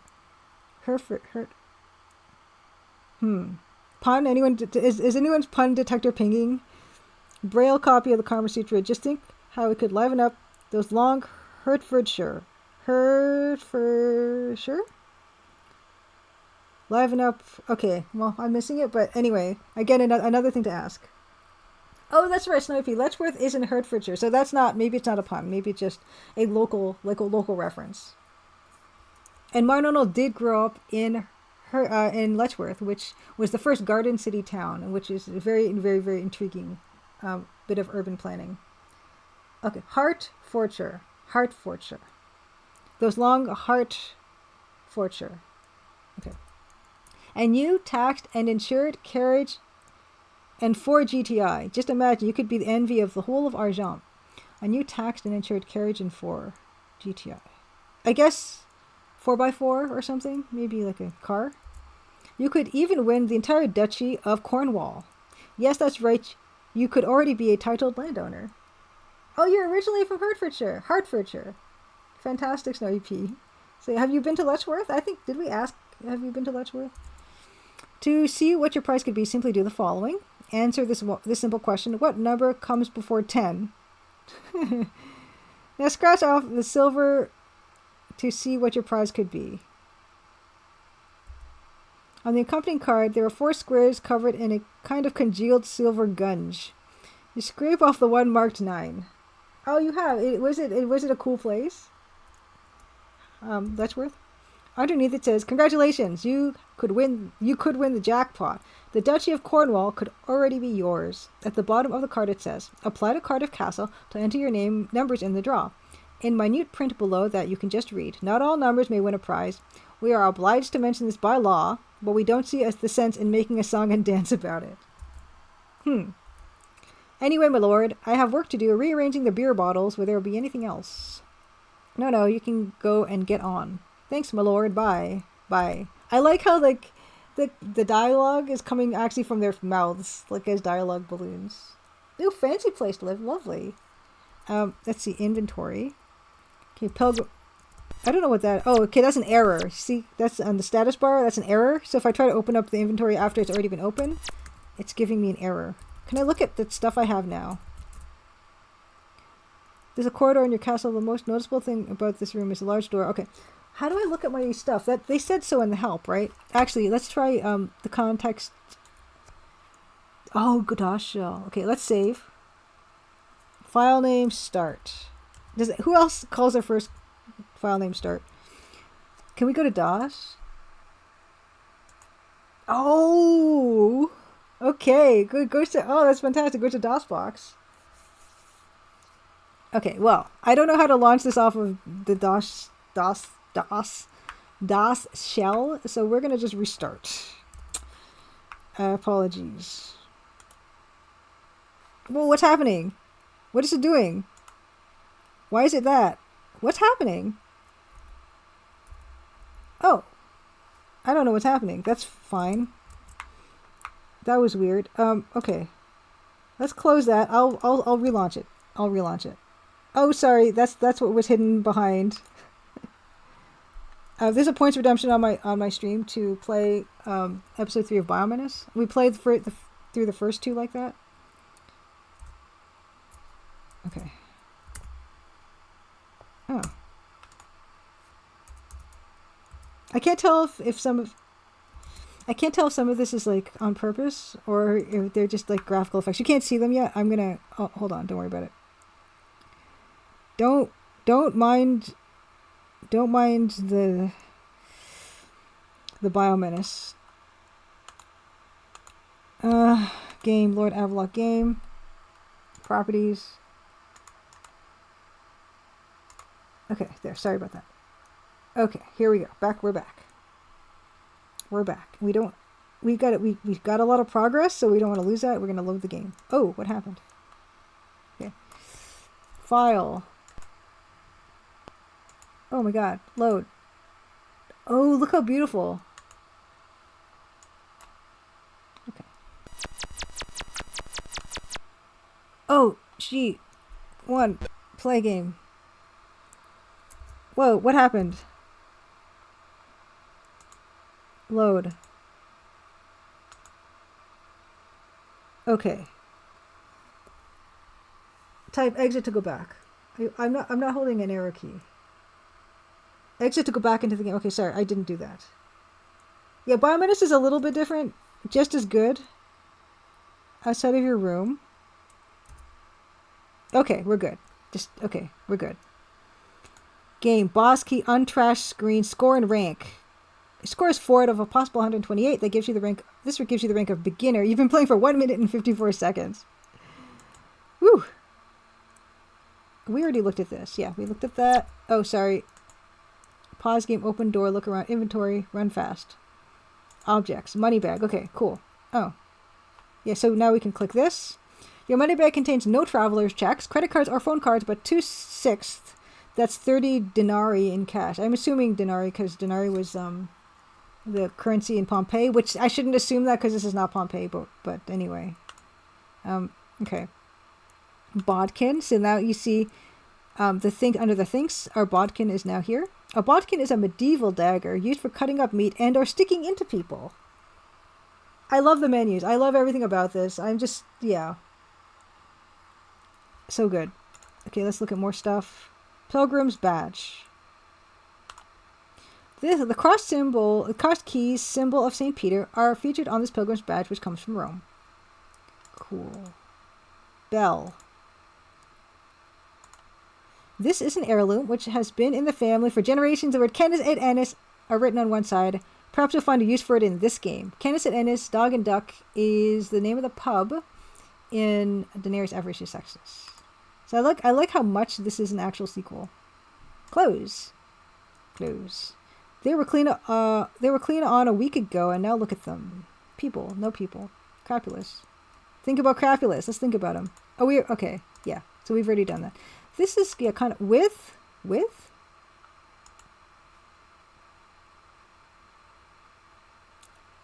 Okay, yeah. So that's fine. That's the same. Okay, well, this is good. Okay, it's all good. Wow. Okay, let's run. Let's run fast. Is that fast? I guess it's fast. Oh my gosh. Okay.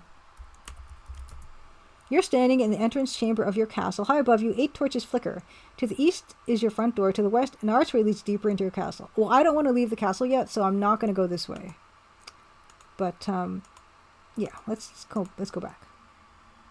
Odd bodkins. I remember that epithet from something.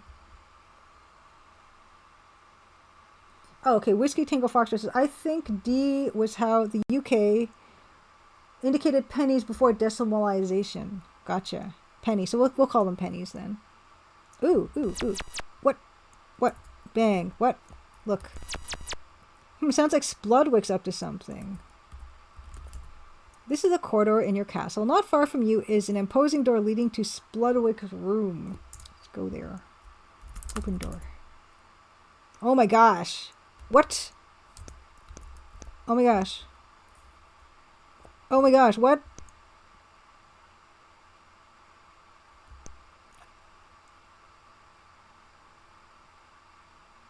Look at the dithering on this.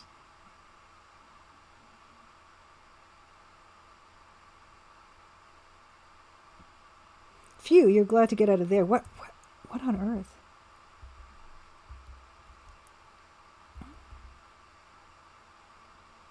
Oh my gosh. Look at all this stuff here. Danger. I'm not going to stand in the danger circle. Forget that. I'm going to stand over here. This stuff reminds me so much about the Earthrise objects. Like the little pixel objects. I get so happy when I see them, right? Like, and this is what I mean by who even has to, you don't need realism. Like, what's so good? If this would look real to you, like, how good would it be? It wouldn't be half as good. It looks like a Meow Wolf art exhibit. Oh, Odd Bodkins was a phrase from Heroes Quest, Quest for Glory 1, if one typed something inappropriate. I feel like it is some sort of, like, medieval turn of phrase. Yeah, Dumb TD agreed. This looks so fun. This looks so fun. Like, what else do we need? This room belongs to Spludwick, your castle's resident alchemist. Okay, so we only have one guy who does everything else in the castle, cleaning and everything, and we have an alchemist still. I guess he's important. Spludwick is here. He's making... we can click on him. Oh, we can't. Anyway. Okay, look shelf. So you don't know what shelf is. Look flask. No. Look Spludwick. Oh, okay. Can I want to select him, and then I want to look, like, interact with him. Oh, oh yeah, I forgot. Oh yeah, you can click and, like, hold, and he will pathfind his way. Oh wow, and it just updates like that. How about that? I like how he's following me. Look at that. Okay. Look desk. No. Talk to Spludwick. I love it. I love the... Hi, Abby. How's life? Well, I just got a letter asking me to take over somebody's quest. If you're feeling like going on a quest, try going and getting me some ingredients for this research I'm doing. It's a new potion for the English Guild of Alchemists. EGA! Could you get me an onion, please? Yes, I would like old school juices. I would like to have this room in my home. Especially the big danger circle on the floor. It's fantastic. Okay, well, Spludwick. Let's think about him. Spludwick is your castle's resident alchemist. He's wearing a dark blue cloak down to his ankles, a floppy hat, also dark blue, and a pair of dark blue slippers that kind of with hard soles that flip-flop about when you walk, brown hair and brown eyes. His main job is to discover a way of turning lead into gold, which is of course impossible. He knows this but won't admit it. And he often participates in research projects for the English Guild of Alchemists. Yeah, the speech bubbles are so good.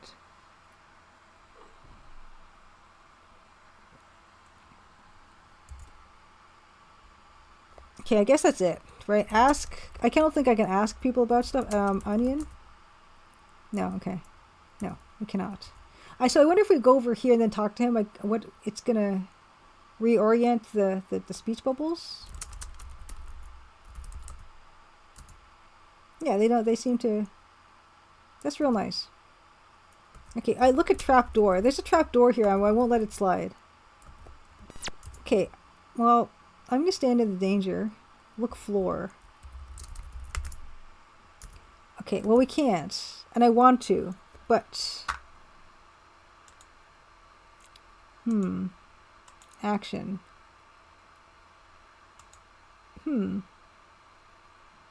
Maybe not. I don't know. Let's see. There's nothing really else here. It just says just that. Look wall. Look, alchemy. Okay, maybe there's not much here. It's all eye candy then. Oh, how about this sign? Let's read the sign. This is to certify that Thomas Spludwick of the county of Hertfordshire is a member of English Guild of Alchemists, signed Reverend H.G. Quicksilver, EGA. ATM Machine, happy Crimson Tuesday. Good to see you. Oh, you're right, ATM Machine. Space Quest 5 does have speech bubbles. Oh, and ATM Machine also says if you played Cosmic Voyage games, they tend to use colored speech bubbles really nicely. I have played, I played Tachyon Dream Sub, the first and second one. I don't know if I played the third one. Okay, we need an onion, and we need to find, Geta Live Loive, right? Lo Dive? Indoor. Ooh, animation. Look. You're outside your castle. There's a large tree growing behind the hedge, which seems to have some graffiti scratched into it. We had graffiti in Pompeii as well. Read graffiti.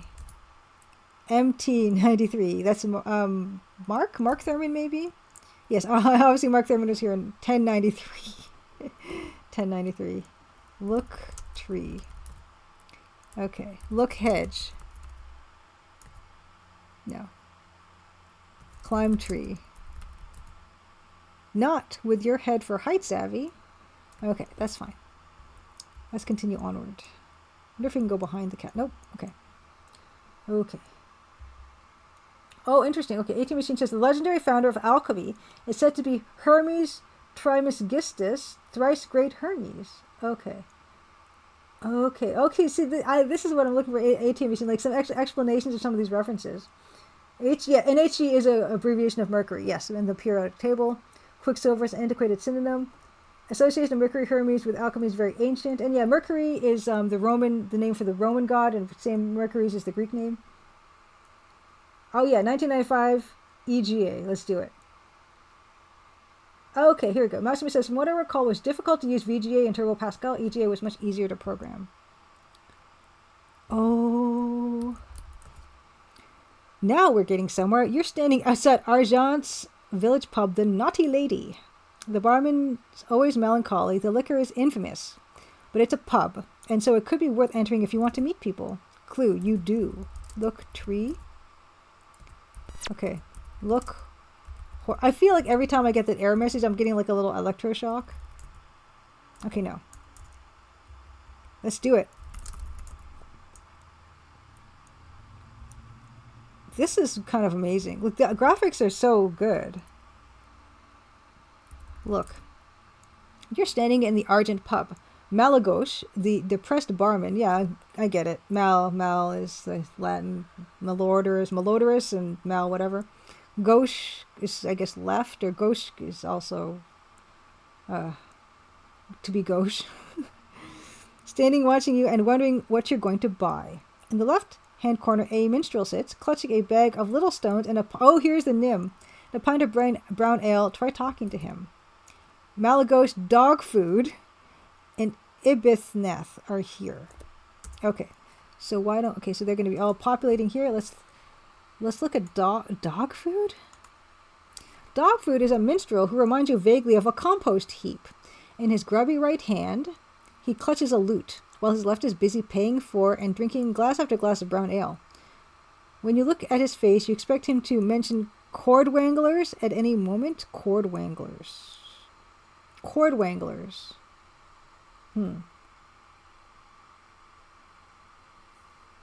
Hey, TV Prime, happy Crimson Tuesday. Good to see you.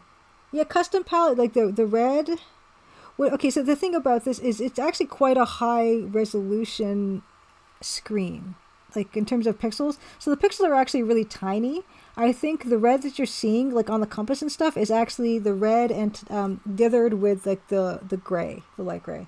It's giving the impression of a lighter red.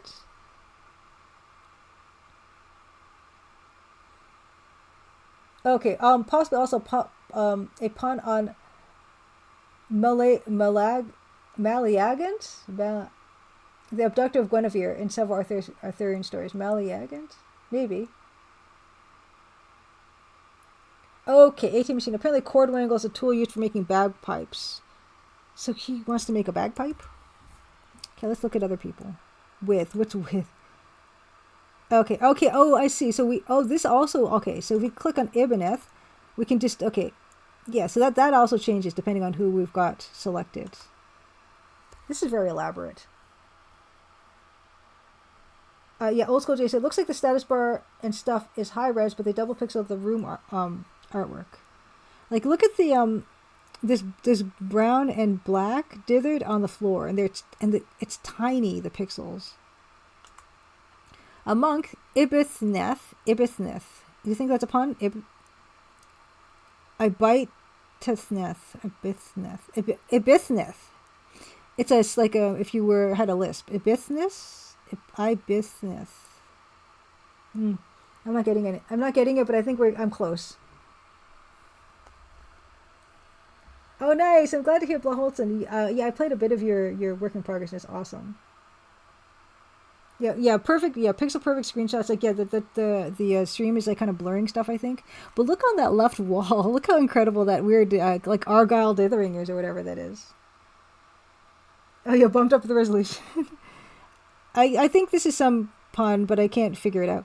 A monk Ibithneth sits on the settle, and chants plain song under his breath. Okay, who else? Malagos. Let's think of Malagos. Argyle Dithering reminds you of Mark Ferrari 18 machine. Look at this is great. Okay. Malagos is the barman of the Naughty Lady. It has been said that in the great bathroom of life, some people are the radiators of life and some are the drains. Well, Malagos is certainly a drain. In fact, he's getting on for a siphon. Pessimistic, depressed, and depressing are words that spring to mind. Eeyore and Marvin have nothing on this. Okay. Well, let's talk to... I want to talk... Oh, wow. Okay, look at all the stuff we can do. Okay. Let's talk to the guy with the less stuff. Mind my feet. Oh. That's... Ibithnith. Talk to him. All. Explains the monk as he swallows another mouthful of mild. Is not well. What's wrong? Well, I was sent on pilgrimage to Rome. Does that remind you of something? Yeah, like Pompeii and Vesuvius and all that? And I brought back a pilgrim's badge as proof. Now I've been mugged and they stole the badge. That's awful. That's not the half of it.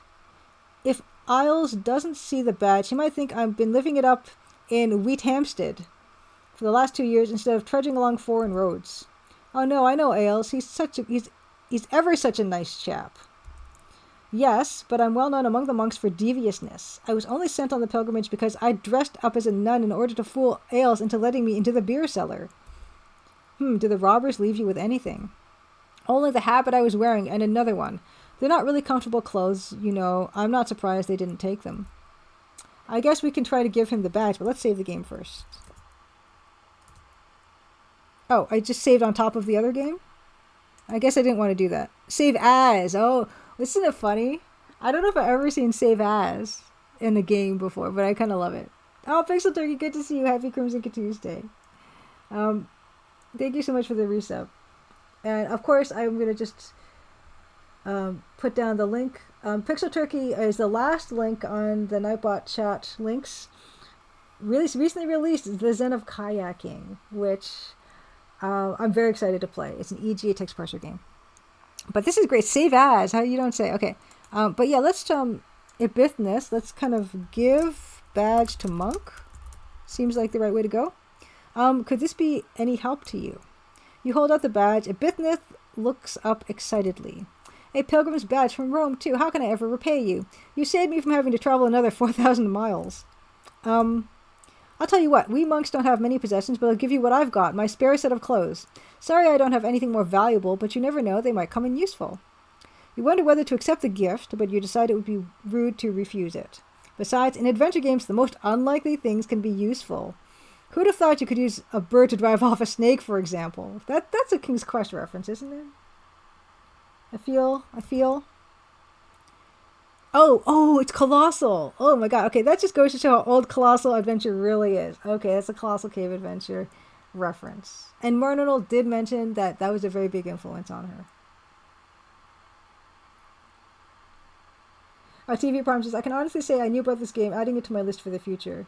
Oh, Zen of Kayaking or Lord Avalot? This is... Okay. We're going to do a little bit more... I know this is going to be a Nim thing. No, not Malagos, but the other guy. Dog food. Talk to him. Hi, how are you?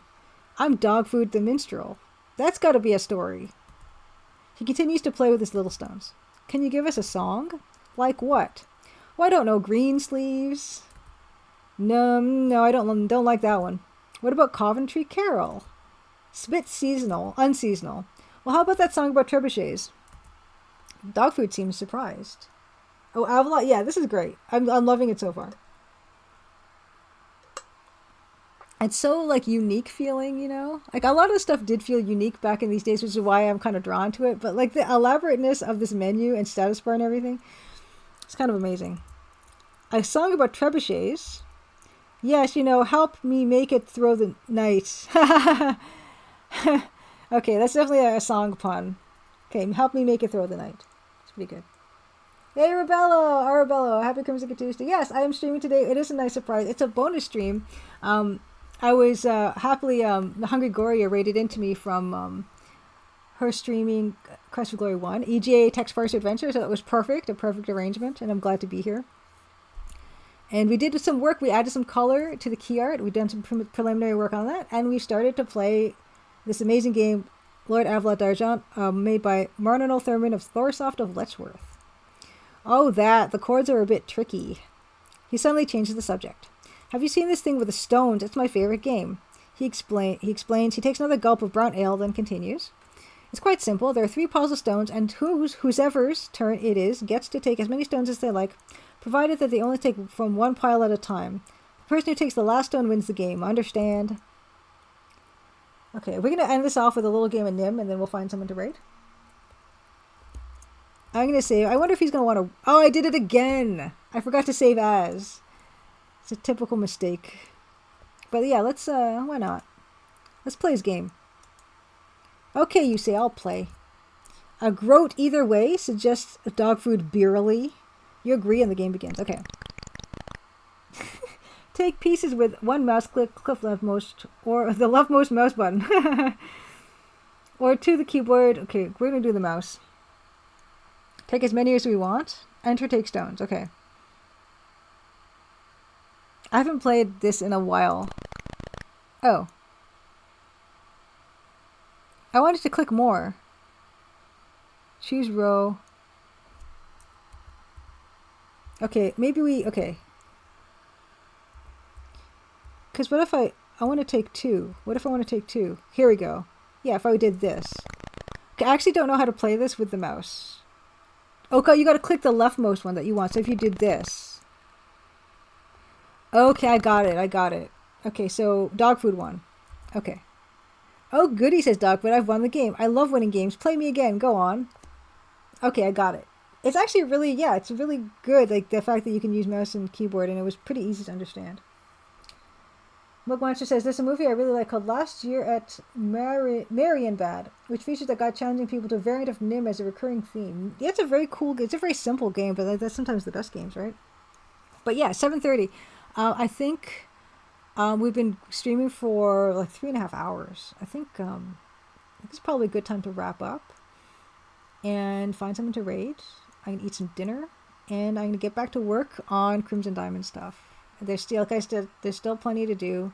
But this was great. Like doing an impromptu Crimson Quest Day was a really nice idea. Because, yeah, like I said, I got to see a bunch of people I haven't seen in a while.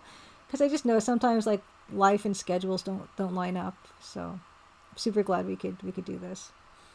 Fun. Yeah, it was super fun. Super fun. Yes, Old School J. I finished Earthrise last Tuesday. It was superb game. I heartily recommend that one. Some of the games I played, like Personal Nightmare and Morphville Manor, are a little harder to recommend, but I unreservedly recommend Earthrise. It's fantastic. But this is great. This is starting off really well. I love games with UI like this. Like my game doesn't really have a UI like this, but stuff like Legend of the Sword had the most incredible UI too, and I kind of really want to make a game with an incredible UI. That's something that RPGs have. Like old school RPGs have that adventure games don't have as much. Is incredible compasses and candles that burn down, and you have all these panes of stuff, and it's so much fun. Yeah, this is great. I'm having fun. Okay, we're going to find someone to raid. Let me open up my browser. Before I do that, I will switch to Big Julia mode, and I will say, yeah, thanks again for joining me. I will be streaming again for Crimson Tuesday at 8 p.m. Eastern next week. I'm going to try to work on some of the key art off stream. I want to have a new test build for my testers this weekend, and I think I'll be able to do that, but I want to play through the game a few times on my own before I give it over to them. But after that, if I'm fortunate, I will be able to get to some key art work on my own, but if not, we'll probably have plenty to do on that still. And more of this is excellent, and possibly Biomenace if people redeem that. We'll see. Oh no! Too early, Benjamin Rivers. I gotta eat. I haven't eaten. I missed my dinner. Thank you so much for the follow. Yeah, I usually eat at 5:30, so I'm feeling it. I would have loved to, Benjamin Rivers. Let's find something to raid. Let's see if Little Bones is streaming. Oh, I know Bilbo is streaming. streaming Codename Iceman. I know. That would have been so excellent to raid. It's a perfect raid, but if Little Bones is live, because Little Bones, oh, it's putting makeup on. Little Bones is playing. I think playing stuff today. I think we'll change the tag soon. Little Bones played the demo. My gosh, I've lost all track of time, but Little Bones played the demo not too long ago, and is planning on revisiting it. And I'm also going to be on her stream to do a little like dev chat with her. So that's gonna be a nice time.